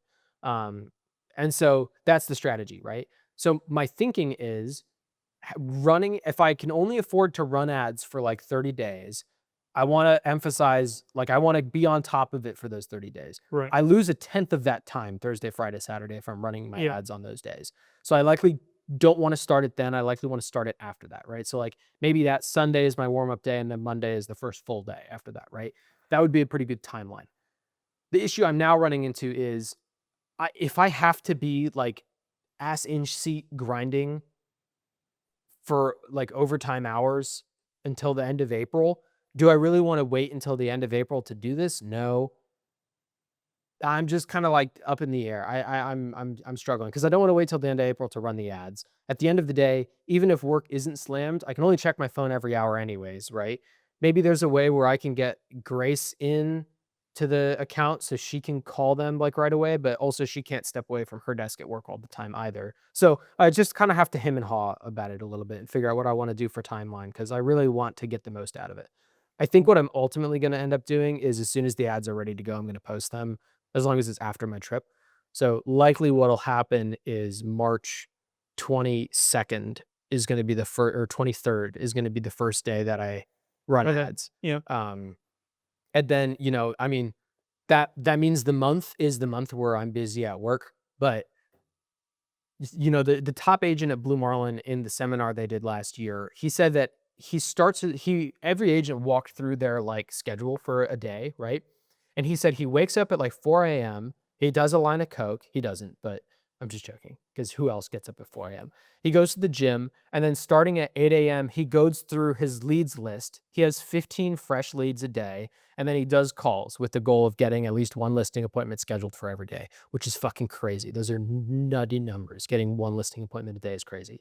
But how do you possibly have a fresh list of 15 leads every single day, right? You're not doing it from knocking on doors. You're not doing it from postcards. It's Facebook ads, right? So he calls his people at like 8 a.m. every day. Presumably, they clicked the link and filled out the form the day before or in the middle of the night. Yeah. So it's probably not the end of the world if I can't call them right then and there. It's okay if I do it the next day or at the end of that day. It's just not ideal. Frankly, I might just have to like face the music and like tough it out while I'm working at Northrop because I'm not going to be able to call them the exact second they click the form until I've quit Northrop and I'm doing it full time. Right. So I'll probably just end up eating the dick sandwich. But that's generally where I'm at. Cool. With my business update. Very cool. What's your feedback? You could try to set up the leads list so that it pings your personal email. It's a good idea. Right? You Can you do that? I don't know. I don't know either. I presume it's possible because you can get Facebook and Instagram notifications regarding ads and regarding engagement. So I don't see how that would be possible. That's a potential solution. You could step out when you get a lead, right? And that way you aren't like constantly out of office, but you can step out when you actually get a lead. The next thing is I would actually consider instead of filming potentially sitting, Mhm. it's been shown that traditionally audience retention and engagement is a lot better when you are moving Okay. or walking. That's why all of Hermosi's videos for business owners is what are we handling with a selfie walking, right? Okay. I think you could do something not maybe exactly that. You could do exactly that, of course, Uh-huh. but you could also do something where Grace films you on your Gimbal. gimbal Yeah. walking through a house that you have an open house for. Arrive 30 or an hour early or Mhm. whatever you want to do, right? Yeah, Or yeah. stay late, and do that. Right. Um, Additionally, I'd say on the bodies, I'll take a look at the bodies. I'm sure I'll have comments on the hooks as well. Of course, the hooks are much more vital at this point, especially. Mhm. Um, but I think that overall, I think that starting in late March, I think is good running for that month of time. Mhm. I think it would be good. I also don't want to delay too long because some of my hooks refer to the best time of the year to sell is in May and Mhm. June. More homes sell in the month of May than any other month. So Yeah. it's just like factually backed, right? I have the graphs. I'm not going to put them in the ad because I've been advised against putting graphs in my ads, but um, that is a fact. And so if I can get people to hit that in March or in April, that gives you enough time to get your ducks in a row. If you're already thinking about selling, it's a great time to do it, right? Also, if I don't convert any clients from this and I don't make any money and I run out of money by the end of April, then I can refresh my hooks for the next round once I have money to run a new batch of Yep. ads. Yep. So I can update those hooks from that. Yeah. So I think that's good. Um, I mean, I think you have a good volume of stuff, so I think that's a pro. And then it will just be about splicing it in CapCut. I think that if I had to guess, splicing it together in CapCut will be a little bit more time consuming than you'd want it to be or think of it to be. Um, just because depending on how you film it and how you go through it and how many iterations you do, Mhm. it might be something like that. Depending on also how you want to do it with text or no text. Mhm. Um, Text will be what takes the most time. if you add little animations of like if you wanted to do like a very simple graph or a diagram or like a super easy visual style bar chart, Mhm. like circling that and getting like Mhm. the animation right, like stuff like that. Mhm. But I think overall, the timeline's doable for Mhm. sure. I'd say that you're on a good trajectory to it. I still have to look at the hooks and bodies. Mhm. Yeah. So I'll do that and take a look at that stuff. But I think that the avatar is important. I anticipate that most of my commentary will revolve around the avatar. Part of the reason I had you send me the write up of your avatar as well is because I'm likely going to use Claude as well to try and develop that out. Yeah. Um, but everything has to center around the avatar as Mhm. well. Especially the hooks. Yeah. But overall, I mean, I think the plan is good, Mhm. right? Um, I'm hoping that when I did a bunch of CapCut stuff for our monthly updates, the market updates for every city in Brevard, I got pretty quick with it. And if the body and CTA, if I only have two bodies and I'm pairing like 25 different hooks to it and then 25 different hooks to a different body or whatever, right?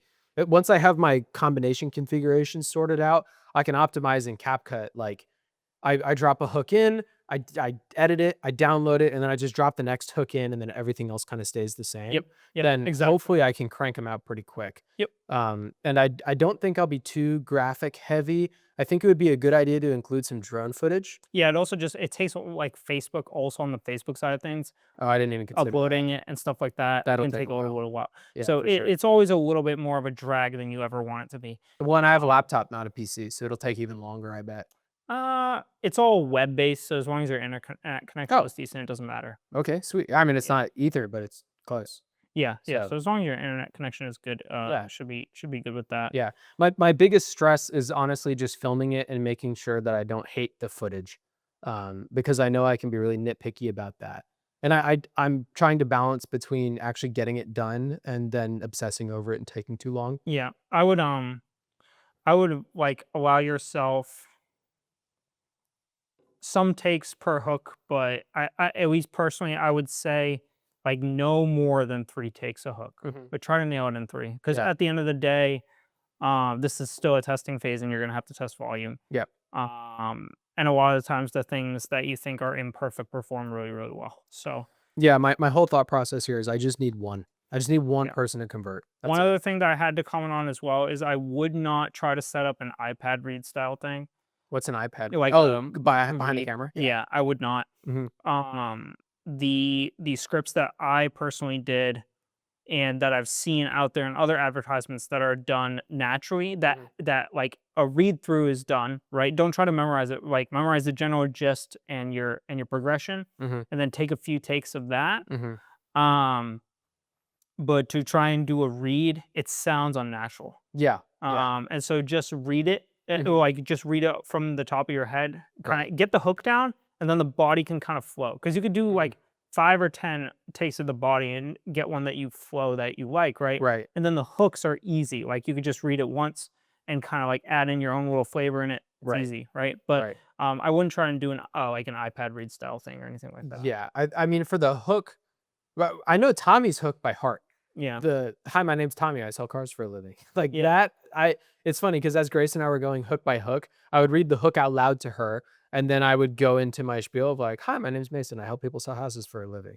Like, Mhm. and then I would Yeah. go into the read. So I imagine that I would have read Tommy's hook so many times that I can read my body just fine. It's Yeah. just the hooks. If I'm filming 50 hooks, or I guess I would only be filming like 25 or 30, but I'm not gonna be able to remember all of them, so I would Right. have to read it first, and I just wanna make sure that I'm getting it. But Yep. yeah, I 100%. don't wanna be cold, and I don't wanna read it like Yeah, no, but I think the overall trajectory is good. Mhm. I think that's sweet. Cool. So That's that's my what I business got. update. Very cool. Very nice. What lessons did you learn this week? The one I wrote down, I think I've done this one in previous weeks, but it just came to mind at least, or a flavor of it came to mind, is don't forget to keep moving forward. The work doesn't do itself. Mhm. So just kind of continuing to do one small thing at a time, right? You come home, and I did eBay photos, and then I came home another day and I did um storage unit research, and then during work I took my lunch break and I made all the calls I had to do for that day, and Right. like just stuff like that, just to like keep doing one thing at a time, and progressing forward. Otherwise things will just sit in stagnation. Yeah. So It's, grow or die. yeah, Yeah. exactly. Yeah. I did yeah, that's about it. Yeah. It's a good Yeah. one. So that's what I got for this week. Okay. What do you That's have for great. your lesson? Mine's Yeah. way longer. So you Oh, sent cool. me a podcast section while you were sick, Oh yeah, I did. about, AI something. What was it? WorldCoin. It was WorldCoin. WorldCoin. So give a brief summary of WorldCoin. Yeah. So the founder of OpenAI, Sam Altman, OpenAI, for those of you that don't know, created ChatGPT and brought that to the world. Um, so I listened to a lot of AI podcasts this week, just to kind of preface this general, you know, um, God, what's the word for it? Theme. Sure. God. Section, yeah. Yeah, this general AI theme is I listened to a lot of podcasts this week, and part of the reason why like I kind of don't part of the reason that I am more sold on this non 401k thing is because I really genuinely believe that the world will look like something we don't even begin to understand 20 years from now. Mhm. I think that several people have talked about Elon and the development of Optimus, which is an AI robot Mhm. that it has all of the AI within it, right? As a side note, I think do you know what AGI and AI the Yeah, difference is? it's, Right. artificial general intelligence versus, like, niche AI or specialized AI. Or just kind of like more base level AI, Yeah, right? Just general artificial intelligence, Yep. right? No, AGI and AI different, right? Yeah. But what really scares me is there was a long time right now essentially what we do with AI is we give it a bunch of data. The more data you give it, the more it has to pull from. Generally speaking, from the birth of AI until now, the better AI can um, portray whatever it wants to portray, whether it's write, whether it's create art, whether it's analyze materials, whatever it is, right? Mhm. The more data and information and stuff it has to pull from as its knowledge base, the better it performs. Mhm. Now, for a long time, the thinking in the community was that And part of the problem is that when you give it some piece of information that it doesn't understand how to process, it does something called hallucination. And what it does is it says, I don't know how to fill in this gap, so I'm going to create something in order to fill in this gap because I don't want to say I don't know. That's right? how ChatGPT and Claude helped me fix my Facebook cross posting Yeah. meta the other week. Right? It's a hallucination. Now, for a long time, the thinking was, well, AI will just inherently hallucinate, right? And the way they've been solving these hallucinations is by manually going in and saying, hey, this is wrong, or giving it more data.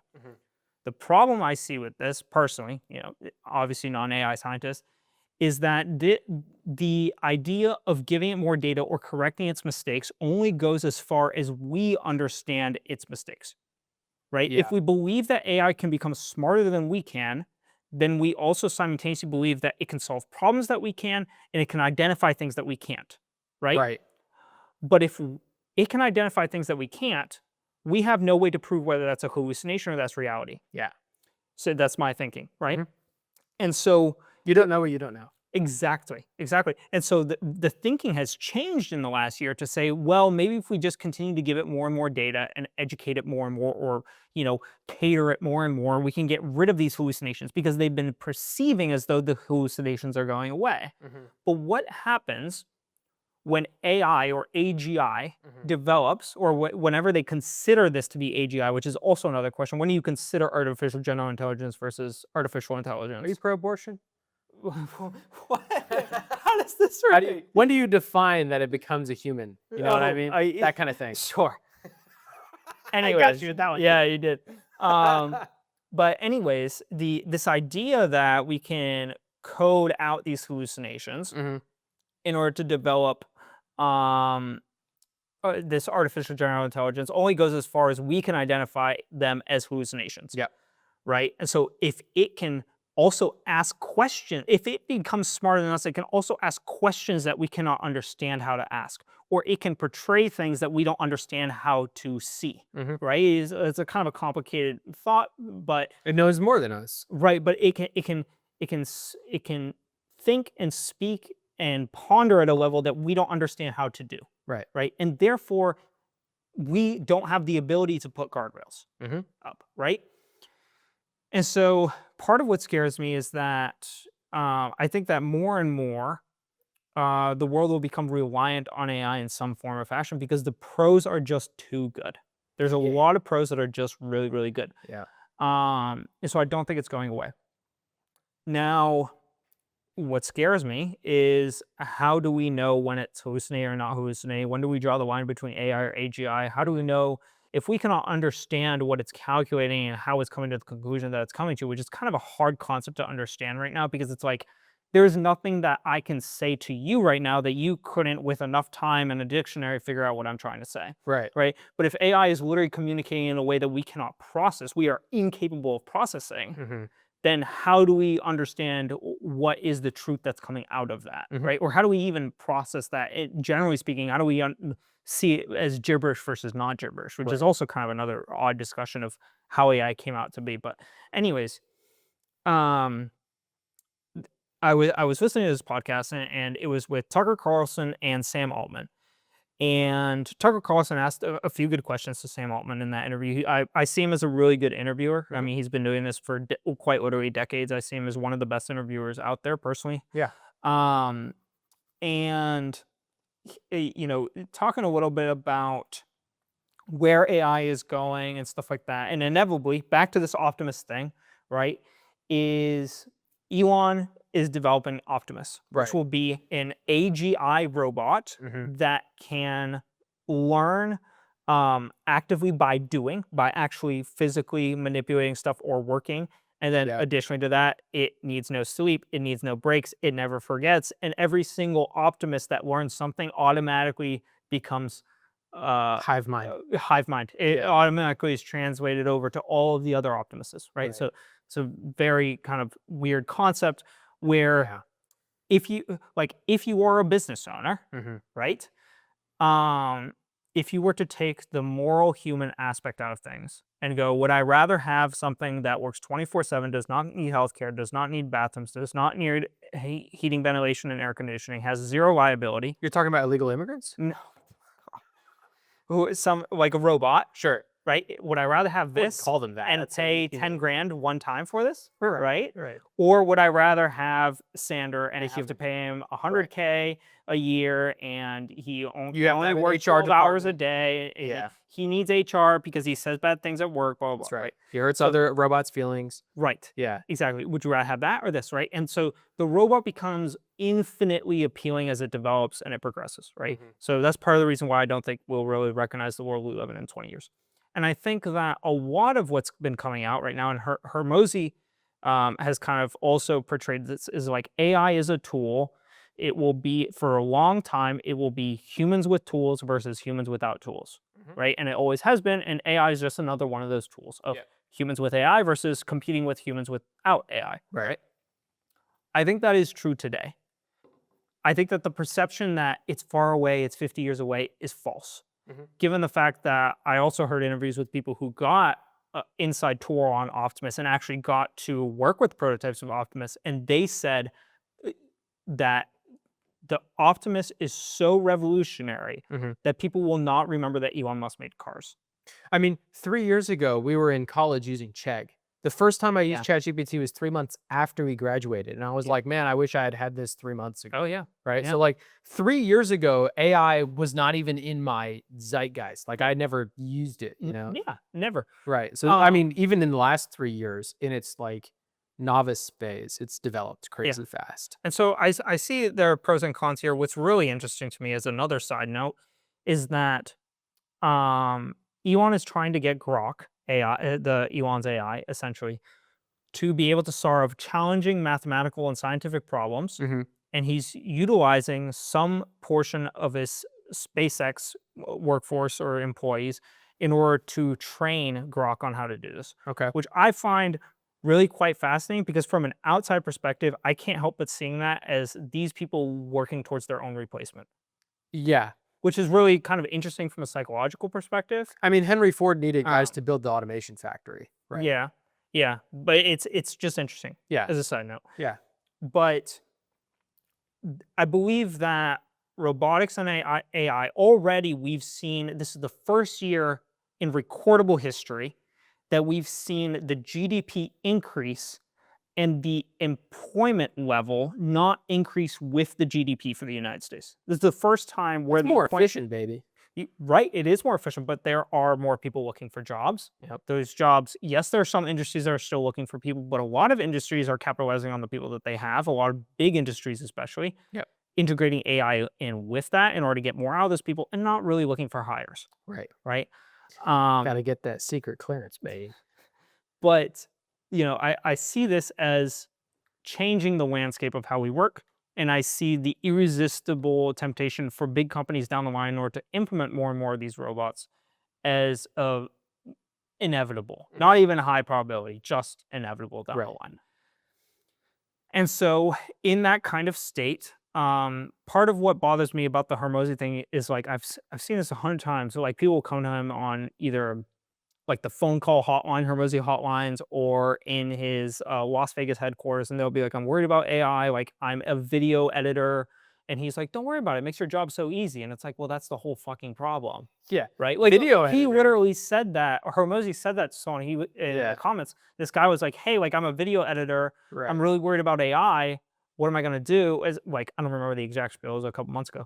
But Hormozy was like, "Why are you worried about it? It makes your job so easy." Mm-hmm. It's like, no, that's the whole fucking point. Yeah. Is that now you or I can throw a video to AI and have it edited. We Yeah. don't need to hire anyone, right? Yeah. That's the whole problem. Yeah. It's not like, oh yeah, well, yes, it's suddenly so easy for video editors to do. And now I'm But, not like, needed. Now, if they're not needed, they're gonna have to charge way lower, or it's gonna be harder to get customers, or people aren't gonna see it as worth it. The interaction with another human being in order to get something edited, even if it's free, Mm-hmm. maybe more taxing than having AI do it in the first place. Takes longer. It's not It as takes, it configurable. literally may take longer for me to tell you, hey, can you edit this for me and do X, Y, and Z, than for me to have an automated AI do it for me without even asking. Which is crazy because, like, Even if you did it for free, that's the it crazy. hits the value equation on every variable. It does. But It does. Hormozy was like, "Don't worry about it." Maybe he's just pitying the fool. You know? I He's think just laying him down softly.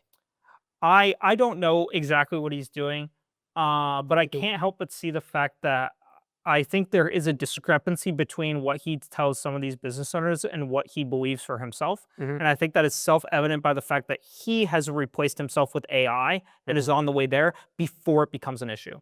And he is not moving slowly with it. He has taken AI and before it becomes a problem has said, I am now AI, and he can monetize that, right? He can grow into that trajectory, right? Anticipating the fact that him being one-on-one in person with business owners is likely not going to be a profitable means of doing business in the next 10 years, Mhm. right? And so I can't help but see that discrepancy. And so it does rub me the wrong way, if I'm being completely honest, because I see it as a falsehood. I don't know if that's the truth. I can't call up Hormozy and ask him, duh, right? Dude, dial into Hormozy hotline. Shout him out. Yeah. But anyways, back to WorldCoin, where we originally started. Can I interject? Yeah. What's the biggest issue with the Terminator movie? I What's don't know. what's the problem with it? Like, is there an issue with ChatGPT currently? In the risk that it poses to the world in the Terminator fashion. The delta, the difference between both thumbs. it's giving AI hands. That's the biggest difference from where we're at today and Terminator becoming a reality, is whether or not they have hands. And I've always said, as long as we don't give it hands, it's not a problem. Yeah, they can fuck with the banks. Yeah, they can turn our power off. But guess what? We can make do without that shit, right? Yeah. AI doesn't control the gas generator that runs your welder, right? We can make do if AI corrupts the whole world and we go technology-less for a second, right? The problem happens when you give it hands. And AI, Elon is giving a lot of them hands really quickly. And that is scary to me. It is. It is. And kind of going back to WorldCoin a little bit, is in a world where you could say AI robots will be incredibly influential, right? I think AI, for the record, I think AI is amazing. I think it does a lot of amazing things. I use it all the time. I think that even AI robots pose a lot of great benefits, potential benefits, right? For me personally, like I thought about it and I was like, it would be amazing to have a robot that could help me learn to weld or fabricate or work on a car. Hug you. Yeah, that would be good too, Kiss. right? Can I But interrupt? like these things are great things, but they have like there is a balance. We bought a Roomba vacuum. Grace, so I bought, I'm wearing them right now. I can show you after I get out of the race suit. I bought new swim trunks. Oh yeah. I found a new pair, almost identical to the pair that I had before that I couldn't find a replacement for, but even better because it's got deeper pockets. I'm the happiest I could be. I love them. Super happy, right? That's what I just decided to spend my like $100 on from my real estate commission, right? Grace wanted to buy like a Roomba. It has completely changed my life because we have cats and hardwood floor. And so I'm used to walking through fucking cat litter all the time. And every time someone comes over, I have to vacuum. And every weekend we have to vacuum. And it's just a pain in the ass like all the time, right? Now I have it automatically programmed. It's got a LiDAR sensor in it. So I did one sweep of the room and I monitored it. I haven't even fucking, like, I hardly even hear it now. Like, it just, like, the floors are just clean, right? So if you had a robot that, like, you just put it in the fucking, like, closet in the day and it charges in there, and then at night it comes out and it does all the dishes and vacuums and cleans the windows and, like, you know, does the laundry and shit, that would be unreal, dude. It would be. There are great benefits to it. Mhm. Obviously there is, there are cons that come with those benefits, It's a lot of cons. right? Yeah. Yeah. One big one I'm thinking about. But the scary thing for me is that I've also heard a lot of interviews with, I've heard some interviews with Sam Altman, and then I've heard some interviews with people who know Sam Altman. And the people who know Sam Altman talk about him in a very different light than Sam Altman presents himself in his own interviews. Yeah. And I find that really interesting. But on the surface, Sam Altman is, I think AI is wonderful. There will be people out there who have billion-dollar companies who only need 1 or 2 employees or no employees even. I think this is incredible. I think this is greatly prosperous. I think that can all be true to some extent. My question is that if no one needs employees anymore, who the fuck has money to buy shit? Mhm. Right? And that's the first question. If none of us need to work, if none of us can work because no one wants to hire people because they can just hire a robot, but it doesn't even make sense to have a business anymore Yeah. because who are you going to sell to? Mhm. Who? Mhm. Right? You know, so Well, then it what's the comes benefit? What's the benefit? Who gets paid? well, Like, what's the benefit of money? right. Right? And so then, I can't help but see this. And I saw this before the Sam Altman interview. Yeah, Right? yeah, yeah. And I was going through the Sam Altman interview. Oh, that one wasn't with Tucker Carlson. The one I sent you with Diary CEO. I'm sorry. Yeah. Yeah. Keep going though. Anyways, It doesn't I matter. watched a few interviews. Doesn't matter. I did too. Keep Yeah. going. He talks about WorldCoin. Mhm. WorldCoin is a essentially retina scanning platform where you have a true human identification through your retina, where you essentially log on to a quite literal ether Mhm. to prove that you are human. And there are a number of things that you can do. It's like a social media on steroids, but one of the main things is that by registering as a real human, this platform literally is based on the fact that in a time when when there is mass unemployment, that's literally the premise for this platform, is during a time of mass unemployment where people cannot get jobs and income, Mhm. WorldCoin provides an opportunity for people to have um, a God, what's the name for it? Income? A base income, Universal basic income. universal basic income. UBI. Thank you. Yeah. That's what it provides, and that is terrifying to me, because once you have universal, I was talking to this. Your mom came from Soviet Russia, right? Yeah. USSR? Yeah, So you have good reason to be terrified. yeah. Well, it's Dude, scary. talk to any Cuban American whose parents grew up in Cuba or like they're from Cuba. Yeah. Like fucking But like worse, because it's Yeah. not just like centralized to a location, or it's not like, like even in universal basic income countries that we had in the past or communist nations, like there are ways that you can get a little bit more money or get an edge here and there, or maybe work a little bit more and get a little bit more. you can Right? leave. Yeah. But like with genuine universal basic income, where you no longer have value as someone who can generate income, Right. you are literally reliant on a digital paycheck, and that is all that you can provide. Right.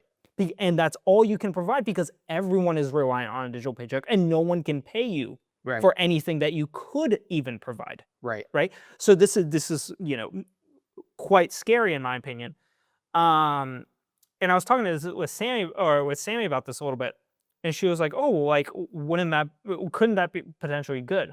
And I was like, "No, definitely not." And she was like, "Well, what if we all got paid $100,000?" Yeah. And I was free like, money yeah. sounds great on its face, but What if we all get paid $100,000 and we have this universal high income, as Elon Musk was quoted on Joe Rogan as saying, which has gone a little bit viral, right? What if we all have this? I don't it's buy not for a high second. anymore. It's not high anymore. Yeah.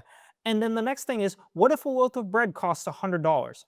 And who's to say that it can't? Right. Because when everyone has universal basic income, and there's only a few people who control massive slices of essential markets that have these big corporations, there's no rhyme or reason why they can't just equate the universal basic income to what you would need to survive. Just like, there's been a few people throughout, in recent times It's what minimum wage is.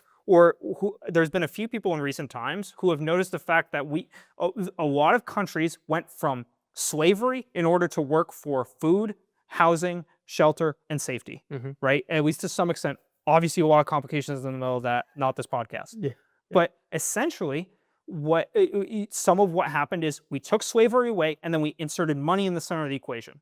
And we Minimum went wage. Yeah. work for an exact amount of money that you need for housing, food, shelter, and safety. Yeah. Right? And with universal basic income, now you don't even have the option of working more in order to generate more of this center block. Now you just have a center block of a given amount. And then these things can just fluctuate to whatever this center block would equate. Right. And that's very easy to do, even if you could have some way of generating more universal basic income for yourself by maybe providing some sort of value. When you have no control over anything and you have no say in anything, what's to say that, oh, well, sorry, Mason, you actually made $200,000 from your universal basic income because of X, Y, and Z, but because of that, you're in a different tax bracket and the stuff that you want to buy costs a different amount. Right. There's nothing there is to say, there is no control over that because it's not a true capitalistic society anymore. Well, also, how do you fund universal basic income? Like, where does the money come from? Do you just create it? It's not even real. Or does it come from the people who earn extra over universal basic income, and then every dollar over you get taxed so so heavily to go back into the universe. There's a million ways that this can go terribly wrong, and I don't see one that it goes very well. I know that's why communism has never worked. Right. Exactly. Fundamentally, yeah. Exactly. And It's so communism with extra steps. this world coin stuff, and this talk about like universal basic income and universal high income, I'm like, whoa. I'm like, this is wild. And that's part of the reason why I'm like, I am not critically concerned with the appreciation of a 401k account. It is not in my radar because I think we have much more pressing needs. And I am trying to figure out, I want to do more of the things that I love and that I want to do because I don't see stability in the future. And I want to figure out, I want to find things that bring people together. And I think that some of the stuff I've been thinking about is more community-based automotive stuff or community-based racing or community-based building of a car, right? Stuff that people can do together, right? Or at least collaborate on, because I think that will be the only thing, even in a world of universal basic income, which who knows how that would work or what would happen, right? But even in that transitional period, right? The only people I see having some sort of leverage over a universal basic income kind of lifestyle is people who have already made money. And some of those groups of people are people who are automotive racing enthusiasts. Because generally speaking, people who can afford $5,000 to spend on a race weekend make a good amount of money. Well, and also consider this. So in the Iran attacks that we've been doing, I mean, there's not much left, but one of the many, many threats that Iran was hurling our way was that their hackers were going to infiltrate the American banking system and then clear all Americans of all of their debt, which would completely collapse the American banking system, right? They haven't done it because their bark is louder than their bite. But if I snapped my fingers and all the money was gone from your Chase bank account, right? How debt was gone? Which one do you have your money in? That one. Just kidding. If all your money was gone, how do you get it back? You sue Chase, right? So you pay for a lawyer with who knows what money. You go to court. The court rules in your favor. Chase has to pay you back, and then they don't. And then the court doesn't enforce that because they're the legislative and judicial branch. Or I'm sorry, they're the judicial branch, the courts are. There's no executive branch there to enforce that. So then it's up to you to enforce Chase Bank to pay you back your money that's gone. And they're not going to fucking do that. You know, I think it was O.J. Simpson got off on the murder charge, right? The counter appealed. He went back to court.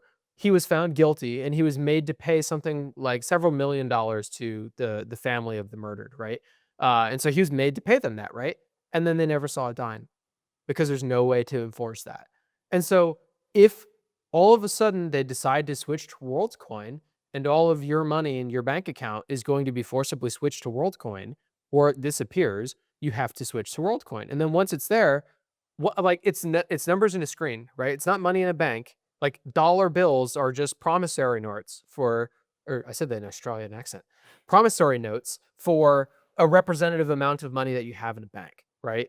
And so who's to like, if there's 10 people who run the whole world because they're the head of the AI companies, they choose what number that is in the bank, and that fluctuates to their whim. But hard assets, you can't, right? Like, I mean, but the question is that if you can't buy anything without having a UBI WorldCoin, what are hard assets even worth? it would be the barter system. It would be what can you trade, right? So it's like I have a car or a gun or land or gold that I could trade to you, right? Like the gold standard might make a comeback. It also might not. I don't know. Interestingly, but it's like, what am I going to do if I want to trade gold for a car? The guy with the car on universal basic income and me on universal basic income, he's going to look at his car and go, well, at least I got a fucking car. Right. Yeah. What the hell am I going to do with a block of gold? I can't even buy anything. Yeah. Right. Like this is a very weird WorldCoin and UBI is a very weird concept, and it's extremely concerning when the person who created ChatGPT founded it. That is concerning. So the guy that you sent me the podcast of, the Diary of a CEO one, the guy's name was like Ray or something. I don't know. I can't remember. He was talking about how, like, he invests in Bitcoin. And the reason he invests in Bitcoin is because you can't fabricate more of it. It's like mathematically based. You cannot have more of it, right? It can only be divided into more parts, right? And so Stephen Bartlett from Diary of a CEO was like, what about like gold or silver? And he was like, a meteorite could hit Earth full of gold and silver. We could go interplanetary and find more gold and silver, right? Like there's only a few things that you can't make more of. Land, which even then you can make more land, right? You can build buildings and then sell units in the apartments, or you can move dirt to build islands. Yeah. But you cannot force more Bitcoin. So he has been investing in Bitcoin for that reason, which I thought was interesting. I had never considered you can, Yeah. what if we find a giant vein of gold in the ground and it tanks the gold? Actually, that's what happened to the diamond industry. Yeah. Is one company uncovered a shitload of diamonds, and they have like huge vaults of them to hoard them, to constrict the flow in the market so that they retain their value. Diamonds per unit over the total units on Earth are not very valuable, but it's because this company is bankrolling everybody and Yeah. hoarding them. Wow. Well, anyways, that was my side tangent on Yeah. to explain WorldCoin in a very long way, but Yeah. I personally think it's very scary. Mhm. So, I like a capitalist society where the harder you work, the more that you earn. I find the idea that someone else can be in control of what you earn and what you have Mhm. and what you do Mhm. in order to produce value, Mhm. value being associated with monetary value in this case, Mhm. I think is very scary. Yeah, it's an interesting thought too, because like say robots can do everything, and like your only costs really are like operating costs and then like maintenance on the robots, right? Yeah. Um you have no incentive to build an AI business where robots make cars if no one can buy cars. And so you're incentivized to make some type of universal basic income so that people can spend their money on cars. But if that's the case, is everyone gonna buy, like, who's gonna choose of their own volition to buy a piece of shit car, a Nissan Juke, when on universal basic income you can afford a Lexus? But then likewise, how do you afford a Rolls Royce if you're stuck there, right? I So guess like, you have a dumpy universal basic income house. yeah, I guess like you just trade one for the other, but Yeah. I don't it doesn't make sense. And it's interesting that he's developing WorldCoin, because it doesn't make sense to put all of this effort into making AI robots that can run all these businesses to create products that no one can buy. So it makes sense that he's hedging his own bets, because he's creating a problem that he needs to also create a solution for. Yeah. But at that point, you're playing checkers against yourself. And like, how quickly does that get boring? But also it's when robots can foresee problems and solve things that we cannot understand, how do we know that they're not hallucinating? Which kind of, is also like another scary layer under this like autonomous world Yeah. coming, right? Which, I'm not an AI expert by any means. I've Mhm. used it a lot. Um, but I have listened to a lot of interviews with different people talk about it. Brett Weinstein has a really interesting take where he says that people are not appreciating the fact that AI is no longer complicated, Mhm. like a computer is complicated. It is a biological complex where there is an aspect to it that we truly cannot understand or do not understand yet. And it is a game of probability and some guess. Yeah. And that like if you look at the origins of ChatGPT and how it came to be, that is a lot of what the founders and the initial people working on it talk about is like one day it just fucking worked. Yeah. Like it is Yeah. like quite literally that. And it's like it's very hush in terms of like, oh yeah, we understand. But Mhm. like you look into this stuff and they're like, we don't really know. Right. It's a Yeah. very weird state. It's crazy because I work with people and on projects where they're like, specifically the task that I am working, there's really 3 people, maybe 4, that really understand it truly. And that's it. And there's, I mean, 20 people working on it, but like only 4 of them actually really understand it, like to its depth. Um, and what's crazy is that I know that in the rooms that I work on with my compartmentalized stuff, but there aren't any of those 4 guys in the AI room. Like they don't know. Yeah, and they're very smart, which is also scary. Yeah. There's not dumb Smart people guys working don't know. on it. Yeah. Yeah. Yeah. Dude, didn't Sam Altman or I think Mark Zuckerberg make like a $2 billion pay package offer to someone to come over from ChatGPT to Meta? But then I'd buy it. you also consider, right? So you Sander or Elon. Elon has the Optimus robot, and like they're revolutionizing the everything industry. But at the same time, Sam Altman's Optimal, not Optimus, Optimal robot comes out. And now you have 2 competing Goliaths with 2 giant, I mean, they're gonna compete, right? Yeah. So now you have 2 robot industries. Like Elon owns the whole car industry, and Sam Altman owns the whole like home care industry or whatever. I don't know. And so then they're going to compete with one another, right? And so then, do we get universal basic income for both of them, or just Sam? I Or think the what? only kind of trippy factor that I don't have a clear explanation to is that I don't think that AI will replace government and DoD industries as quickly because of the I agree with you. and rocket industries as well, even Blue Origin. Yep. Because what is the one AI that we aren't allowed to use or cannot use at Blue Origin? Grok. Why? Well, they're Because it's tied to competitors, SpaceX. right? And why would that be an issue? Because if Blue Origin proprietary information runs through a system that is owned by a inherent competitive company, that's a problem, Right. right? And so until companies, especially companies with big secrets, have restrictions in place or have confidence that the restrictions are genuine, then it won't become implemented. And then it becomes a question of when you have AGI, which is quantum hacking, which is like hacking through quantum computers, right? Which are much faster, much more effective, much stronger, Yeah. right? You have the flip side of quantum encryption, right? But this is all happening faster and more quickly than you or I could possibly fathom or understand, Yeah. right? But like that is an inherent risk, Yeah. right? Because of the crazy hacking ability as well as the crazy Encrypting security ability. ability and encrypting From ability, right? from what I've seen with the DoD in particular and protecting classified information is that they're so conservative with it that there's no shot that any of these AIs or any of these robots have any chance at taking like secret clearanced DoD jobs for a while. Yeah. Like they have to be so certain that something works. If anything, I think they'll use AI to keep their cybersecurity super high, but they're going to maintain a human interface Well, when what's it comes to scary to me is that the U.S. might have that perspective, yeah. but does communist China, where their entire peoples and leadership is under one massive driven umbrella and trajectory, do they have that same concern of leak out into China? And if they develop their own communist, fully umbrellaed deep seek, which they have AI Right.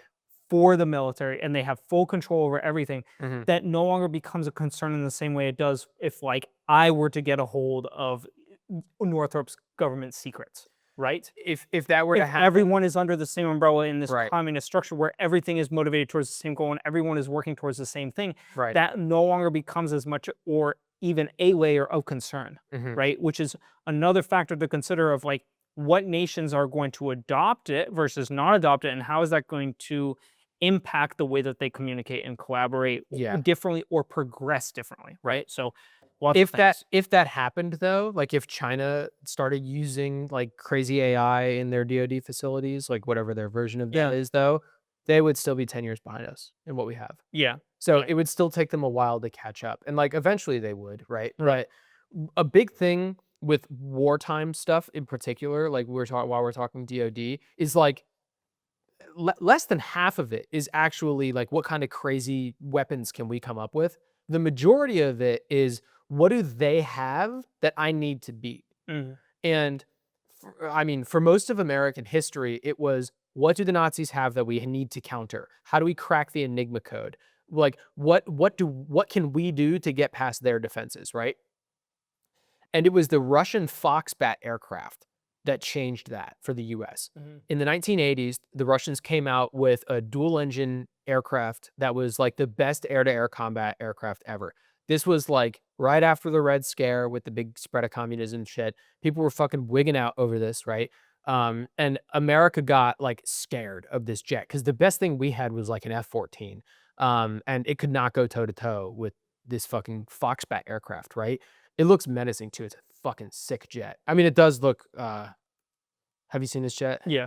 So sick, dude. It looks cool. Yeah. And so, look at those giant fucking air Oh, intakes yeah. on the side. Yeah, Oh, yeah. it looks mean. Anyways, so the US immediately was like, get on it, build an aircraft that can compete with this. And so the US started designing an aircraft that could go toe to toe with this thing. And we built it. We finished it. It's the F-15 Eagle, right? To date, one of the greatest air to air jets ever, right? And in the 1990s, I think it was the mid 90s, a Russian pilot in a Foxbat defected to the United States. And he landed at a commercial US airport in a Foxbat to defect and become a US citizen, right? Oh, wow.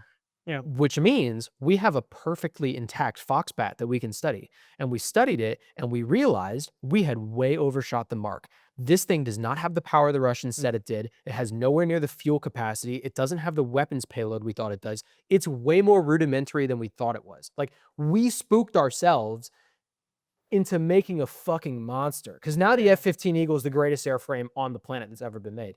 And from then, the US was like, well, what if we just keep the ball rolling? And so then we developed like the F-22 and then the F-35 and like now the F-47 is coming out and we just kept going, right?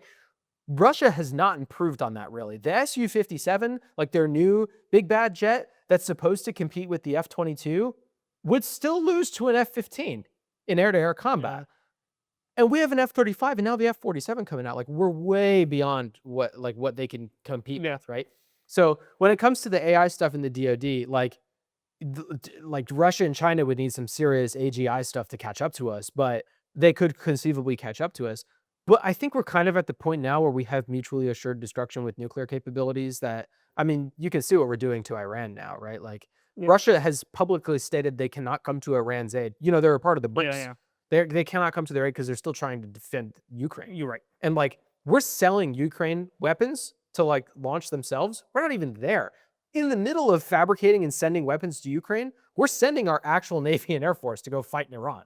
So like, we're doing both from the other side of the globe. Russia's right there fighting and not able to do both of them. I digress. Yeah. The military stuff I can get into, but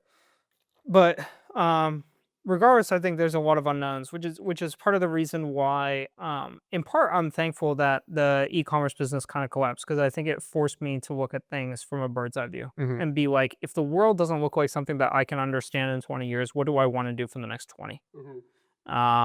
And so, you know, it's kind of how I've looked at things. But this was all a tangent because of your.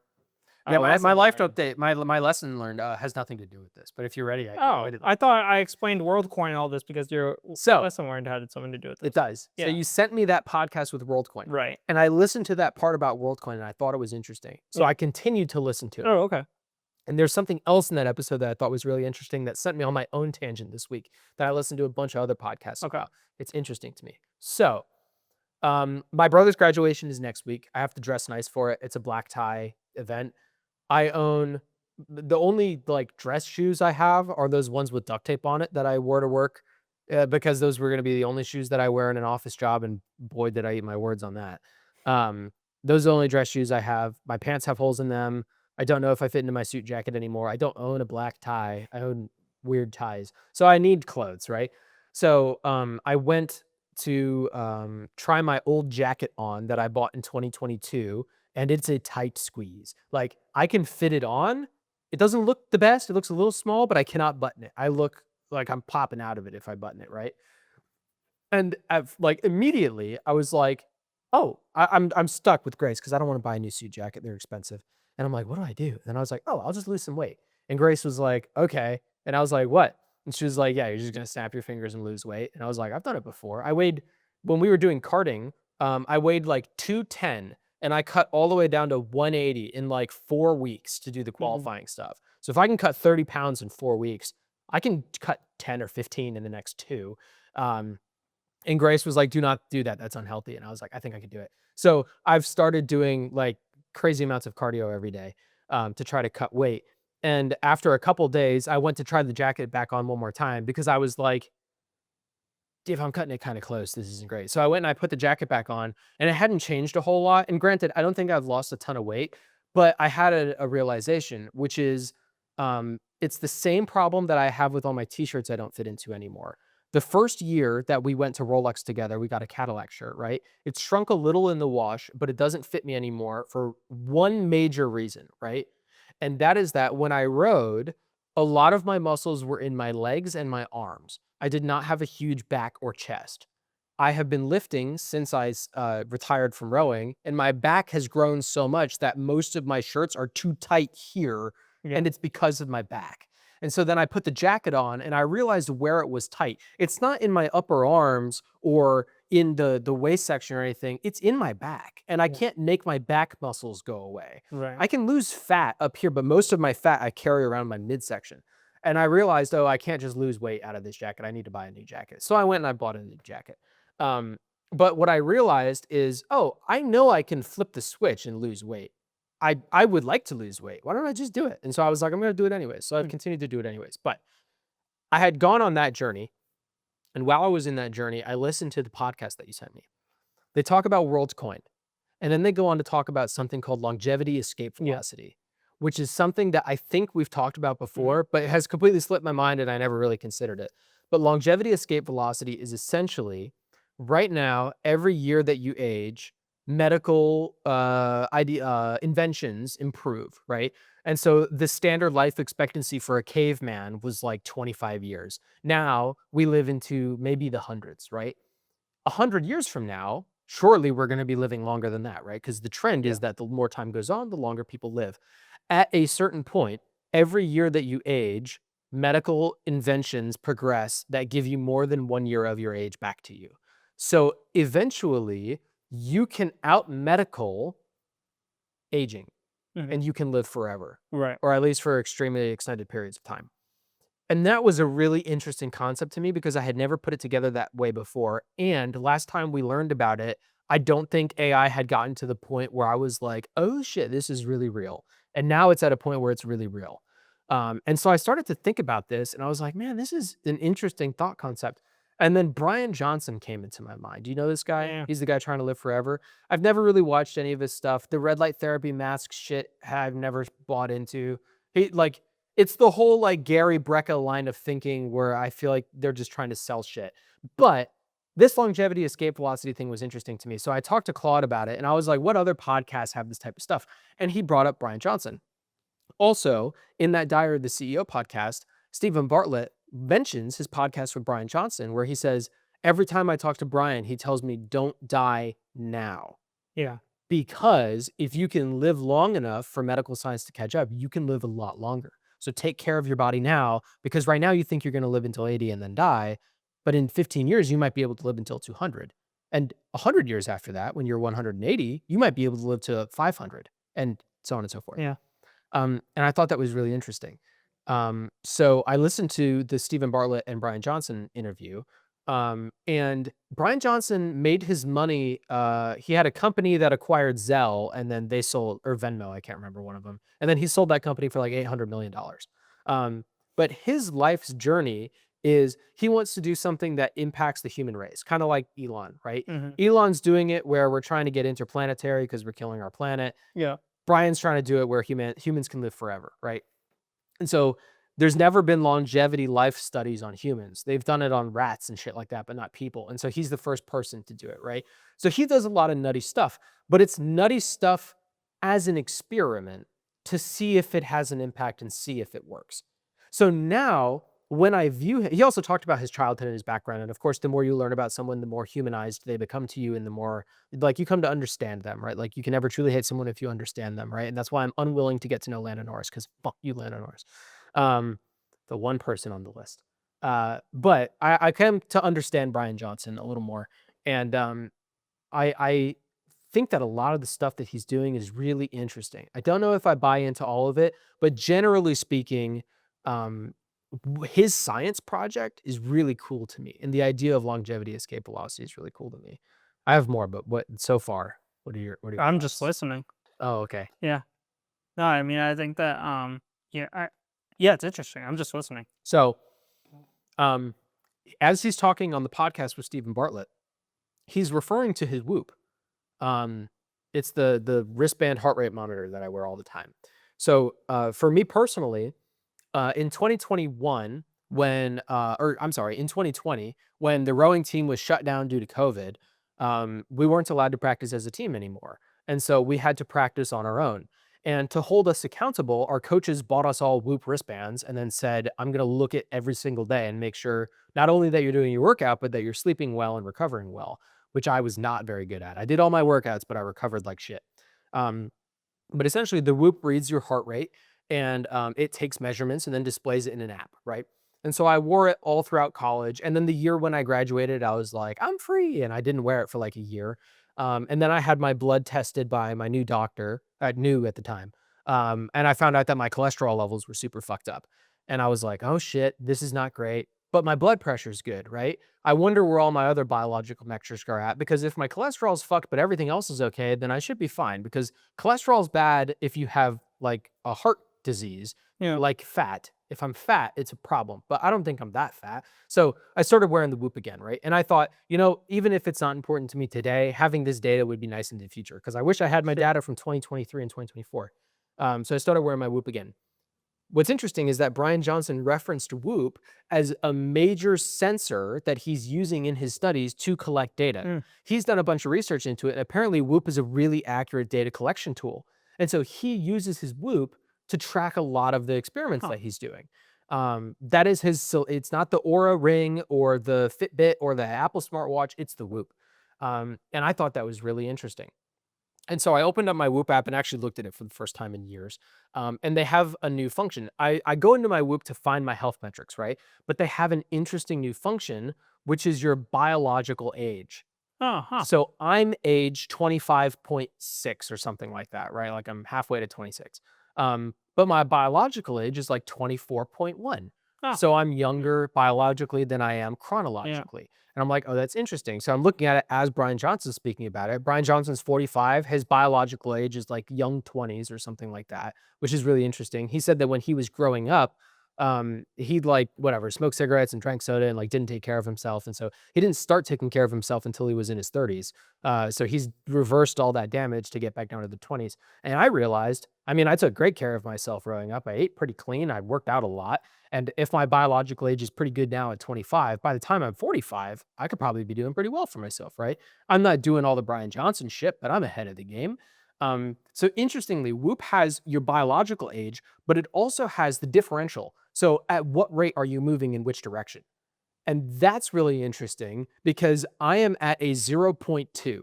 So the standard rate is 1, right, of age. Um, some people are in the negatives, like Brian Johnson, where you're winding your biological clock back. I am not really in the best of shape right now, certainly compared to where I was at when I was rowing, right? So the fact that I was below 1 was shocking. And the fact that I was close to 0, I'm at 0.2, is really shocking Mhm. to me. But I was like, oh man, dude, this is a great kick in the ass to go like lose weight, right? And so I started learning about my metrics. I actually learned about heart rate variability, which I've always known is important, but I've never really understood it. Do you know what it is? Maybe. I'm going to I explain think I it know a little anyways. bit about it, but I don't know what I think I used to thought that heart rate variability is what is the delta between your lowest heart rate of the day and your highest heart rate of the day, right? yeah, it's the It's delta not that at between the all. pulses. Yeah. Exactly. Yeah. So if your heart is beating at 60 beats per minute, I always thought that it was like a metronome, like Mm. perfectly spaced. It's not. There's very tiny deltas. So it's Yeah. like, you know, if it's 60 beats a minute, then it's like 1,000 milliseconds, right? But one beat will be 928 milliseconds, and the next one will be 1,005 milliseconds, and then so on and so forth, right? Like there's very small deviations between your heartbeats, right? Um, and so my thought was always, well, the lower your heart rate, the smaller your heart rate variability is. And so it's just linked to heart rate. Who cares? That's not the case at all. I completely misunderstood it. Heart rate variability is this: your body at any given instant requires X amount of blood oxygen, X amount of blood pressure, X amount of nutrients, right? And it's up to your heart to cater that, right? Your heart beats faster on inhales than it does on Mm. exhales, which is why deep breathing is effective in calming you down, because on long exhales, your heart's Yeah. beating slower for longer. So the variability is a measure of if my body needs something right now and my heart is able to do a quick pump to get it there, and then a second later my body doesn't need it and it does a slow pump because it doesn't need it. Heart rate variability is essentially a measure of, can your heart change speeds quickly to get your body exactly what it needs? So it's almost like when I start the Camaro, my O2 sensors don't give data to the computer. It runs open loop. It just does, here's the fuel, here's what the AFR is going to be. We're running a little rich, but I'd rather be a little rich than a little lean, right? And so that's comparative to a poor heart rate variability, where your heart is very metronomic, right? Your body's going to get the oxygen that it's going to get. If I overshoot it by a little bit, too bad. If I undershoot it by a little bit, too bad, right? When the car warms up and the O2 sensors start to feed data to the computer, now my EFI system can fluctuate the fuel precisely. That's what a heart rate variability does, right? Super interesting. I didn't know that. So I looked at my metrics and I compared them to where I was at when I was rowing, right? Because now I'm interested, right? So I have data points from when I was in peak physical condition rowing, from where I've been in roughly the last 6 months when I haven't been working out a lot, and then the past 2 weeks when I've been working out more, right? So my resting heart rate back in the day was in like the mid to low 40s, right? The lowest I ever recorded was a resting heart rate of 41. Um, Recently, I've been in the low to mid 50s. And then this week, I cracked back into the 40s with 49 again. Um, my respiratory rate, that's how many breaths you take per second. Generally, the lower it is, the better you are. I was mid 14s when I was rowing. Recently, I've been in the high 15s. This week, I was in the mid 15s. My heart rate variability, this is different per person, but generally speaking, the higher it is, the better. Some people like Brian Johnson, generally speaking, anything over 100 is great. Brian Johnson's at like 30, but he used to be at like 10 and he's gotten it up to 30. And so some people say heart rate variability is about the trend. So if you're at 30, but that's higher than your average, then that's good for you. But other people are fortunate enough to have way higher ones, which is way better. When I was rowing, I was in the high 120s or low 130s. So Oh, wow. really good. Recently, I've been in the mid 80s. But this week, I cracked back at over 100 with 101. And then again, last night was 102. So Hmm. what's really interesting to me here is I know in my head, do you remember when last year at the beginning of the year, I was talking with a couple of people about getting a boat together to go row at the head of the Charles? And I was like, I'll drop everything and I'll go back to training like 3 times a week, 3 times a day. I have always felt like I still have the athlete under this fat ready to go, but I don't have a reason to use it. And so I just don't. I don't have the time to commit to training. I don't have a boat, whatever, but I feel like it's right under the skin, right? And what's really interesting is that reading these metrics with just 2 weeks of like starting to get back into the swing of things again, I see all the data trend back down toward where I was when I was rowing. I am right beneath the surface, like ready to go. And so I'm not training for any regattas or anything like that. I'm just doing the Stairmaster. Like I'm not doing anything crazy. But it was really interesting to see those data trends Yeah. shift and come back. But I'm now much more conscious about it because I know that sleep is important. I've always known it's important. I've been prioritizing it more lately because I've had a lot more stuff to do at work, and I don't want to be drinking 2 Celsius a day like I used to be. And I find that even with caffeine, I'm not focused enough at work. I need more sleep. So I've been getting more sleep lately, and that's Cool. been reflective in the Whoop. But now moving forward, I think I'm going to prioritize sleep just generally speaking. Because this longevity escape velocity thing is really interesting to me. Yeah, that's very interesting. Now, will I want to live forever in a world ruled by AI? I don't know, but I'd like to have the opportunity if I can. So I think it's an interesting thing that I learned about this week. Yeah. No, very cool. So my life lesson is don't die now. There you go. Yeah, I think that's cool. I like it. Did you see The Fly this week? Hmm? They took a dead fly and they hooked its brain up to a computer. And the fly started moving around and like rubbing its face and eating and shit in the That's simulation. A dead fly. weird. They also took a dead human brain and they hooked up a selection of cells to a computer playing, the game Doom, like the old 64-bit version, and it started playing Doom. And so the comment section is, you brought this brain back from the dead and trapped him basically in hell and gave him a gun, which is funny on its face, but that is the Matrix. Like that's actually the Matrix, genuinely. Yeah. And so then that brings a whole new layer to like simulation theory. Yeah. I've been thinking about that this week. I didn't dive into it on the podcast, but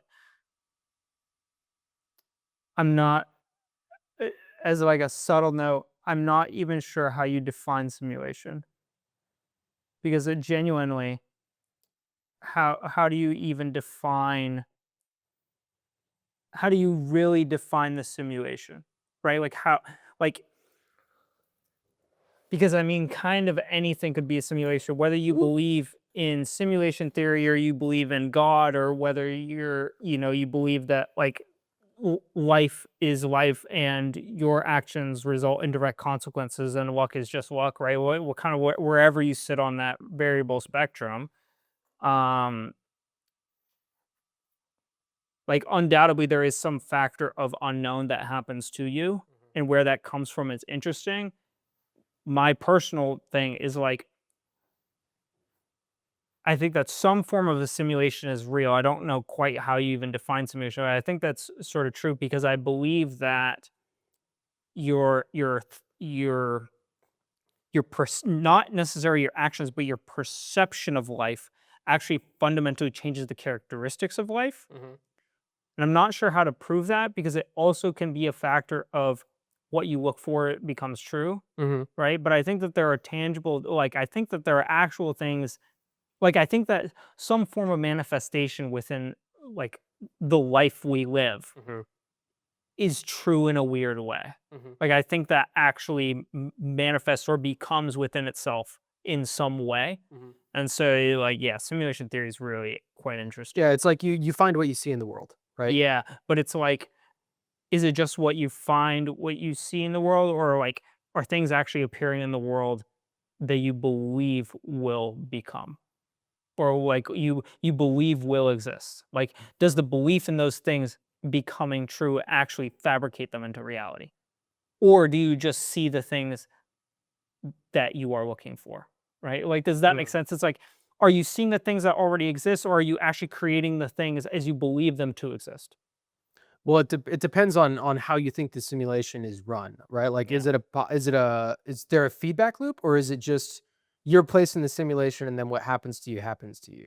Kind of like a I think defined it fate. fundamentally actually I see what you're saying. I think that fundamentally changes based on your mindset and how you perceive the world to be. Hmm. Do you perceive yourself as an NPC or do you perceive yourself as a lead character? And I think This that actually changes the fabric of the world you live in. There's a lot of girls out there who are making, schmeckles on the dollar working at McDonald's who manifest a lot.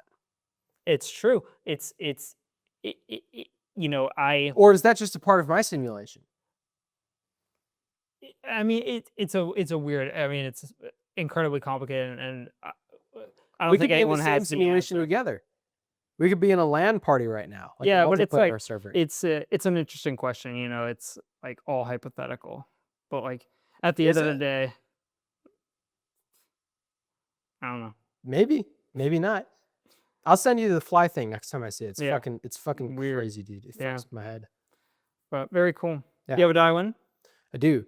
I couldn't find a good one that like actually, related to anything. But I was trying to think about just anything that was inspirational to me. And so I was scrolling through my quotes list, and I found one that I think is interesting.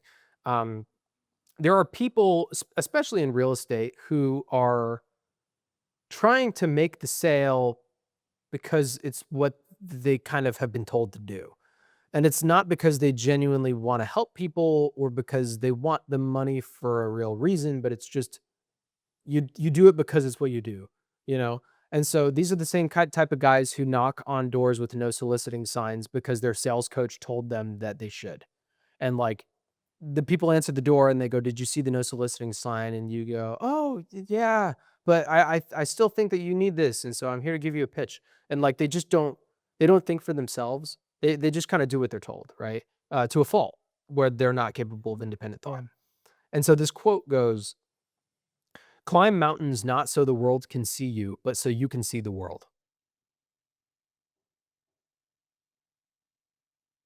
Yes, and I actually that's really nice, and I actually have something to add on to this. I didn't find a good way to weave it into the podcast, I'll allow it. but I love that.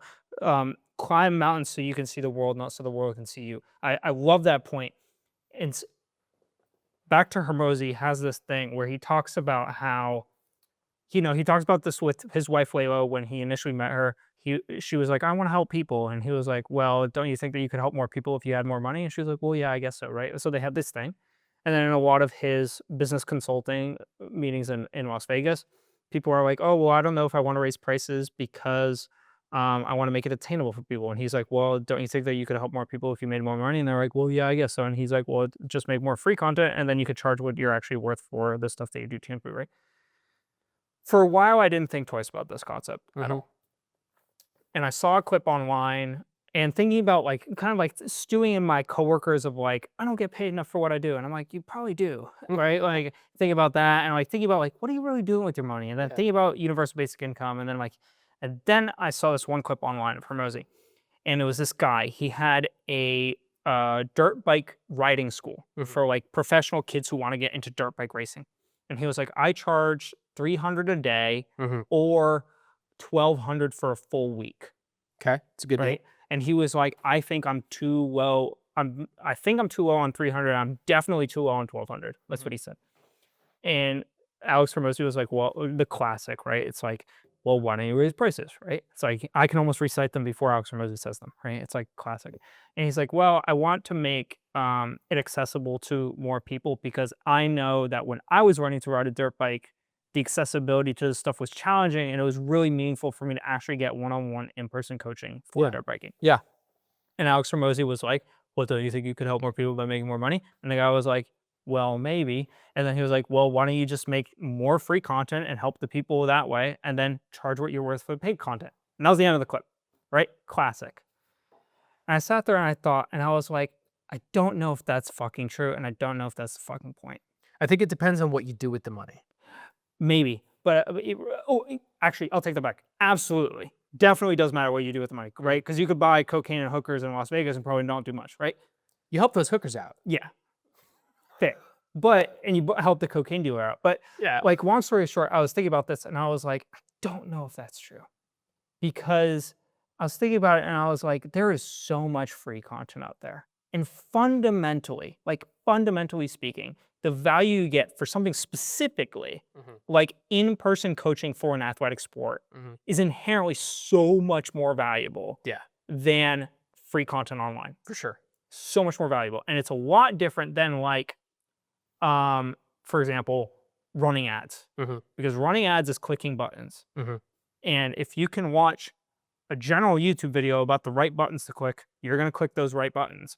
You could also have a coach personally tell you the right buttons to click. But if the buttons are the same on each side of the screen, buttons are the same. It doesn't matter, right? Right. But like fundamentally, someone cannot convince me that me watching, for example, when I was young, go-karting videos would be as valuable to my progression as in-person coaching, right? And I think that's obvious by the fact that, of course, he is charging $300 a day for in-person coaching, right? And the free content is free, right? There's a fundamental discrepancy. But I think the attainability of the $300 a day is important because the people who can barely get that $300 a day and really get the most out of that experience are going to get a lot out of that. And those people are fundamentally not going to be helped in the same way as if they were forced to just watch free content because he actually charged $600 a day. Right. And so I was looking at this and I was thinking, I was like, what is the real point? Is the point for you to climb the mountain so people can see you, or for you to climb the mountain so you can see the world? And I saw a fundamental difference, because there is a genuine difference between you serving a niche customer for a very high value versus serving more customers and like kind of, maybe not making the most profitable business, but like actually seeing people's lives change actively every day. Because when you make free content and you put it out to the media, right? That free content goes into the ether and someone watches it, but there is nothing that you get back from it. Like comments, but like 70% of the comments are bots anyway. Well, Hermosi has this with his new book. Now, on the Tony Robbins podcast, he talks about like, oh, I got this book out and I gave it to a ton of people, but like I'm not hands-on with them, so I can't see the feedback. And Tony Robbins was like, you need to see the feedback. Absolutely. And so I was thinking about this and I was like, no, that guy with the bike, like he may be having a slightly less profitable business. But fundamentally, I was thinking, I was like, what is the real point of our lives? Right? Because whether you believe in God or not, or longevity or whatever, like fundamentally, at some point in life, the things that we physically have, we don't take with us, but the impact that we can create can last forever, right? In some form or fashion to some person, or at least in your eyes to that kid who will live longer than you, can last forever in your eyes, right? And so I was thinking about these things, and I was like, that's kind of like where I kind of dove into my side of like, what can I do around people gathering together and do something meaningful? Just do something meaningful, not focusing on this like inherent, what can I charge? What can I do? Like, yes, of course, there are some business factors of like, I can't start something that has zero economic potential because it will literally become impossible for me to do it because I cannot fund it, right? But thinking about this from the perspective of like, what can I bring? What can I really bring? Not just like a niche sliver, but what can I actually do? And can I climb a mountain so that I can see and help the world rather than for the world's populace to just look at me on a mountain? And that difference, right? So I really like that dial in. I like it a lot. So yeah, I think the that's all. scope of your business matters a lot too, because like if you're starting a coaching or an auto body shop because you're passionate about it, right? Like if you gave me $1 billion today and I could do anything I want with it, I'd become a rowing coach because I want the personal satisfaction of helping those kids, right? But if the goal is to make a lasting impact on as many people as possible in any field possible, you can go the Elon SpaceX route, right? Because like if Elon makes us an interplanetary species, that's the biggest step in human history, apart from fire, right, and the wheel. So, and we don't know who created those. So, like that's like there's two different scopes, right? And so it's like, you know, I don't know if Elon is doing that so that he can see the world or Mars, right? Or if it's for other people or both, right? Like sometimes it can be both. But for the dirt bike guy, I think what's important, especially with coaching in business coaching, is what is your goal? Is your goal to make this dirt bike company as profitable as possible and grow and scale? Because if so, increase your prices. But if the goal of the dirt bike company is to make you feel warm and fuzzy inside and pay your rent, you're doing fine. Well, my kind of like problem with it per se was the fact that the presentation was, by raising prices and making it more profitable, you can have more impact. And that I inherently didn't see a connection to, because the impact that the type of people you serve changes the quality of the impact you have. When you go feed someone who doesn't, or you go help someone who doesn't have enough money in order to help themselves, that is a different type of help and need that you provide to them than someone who could do it on their own but doesn't feel like it. Yeah. Right. And so those are different. The quality of the assistance and the help that you bring to that person is different. Well, and it's on two different scales too, right? Because if you're at a small scale, I alone can only teach one kid at a time, right? Yeah. But Lewis Hamilton's like program 44, he has so much wealth and so many connections. He now has a program where there's like dozens of coaches that are all able to spend one-on-one time with kids that have no money. And so, but there's a big gap there, right? It's the Tesla Roadster selling for $2 million to one guy versus the Model 3, which costs 30 grand to like hundreds of thousands of people, right? And so it's, if you want to climb the mountain and get to the point where you're having more money does help more people, you've got to commit to the climb, because it's easy to get stuck in the middle where you're making $3 million a year and you don't hire a bunch of other employees to do it. And then you're not helping other people, right? So it's easy to get trapped. I think. Yeah, and I think that the direction and the reason is just that's what the direction and the reason matter a lot. And so I like that Darwin quote. Yeah. I dig that. Yeah, So me too. that's all. That's it. Cool. Well, camera died, so last part of this footage is going to be womp womp. The audio is a lot better in this room. It is a lot better. We're just giving the people what they want. Yeah. Both of them. We're giving both the people what they want. But hopefully you enjoyed episode 99 of the Vision 79 podcast. That's right. Hope that you have a great week coming up, and we will see you next time.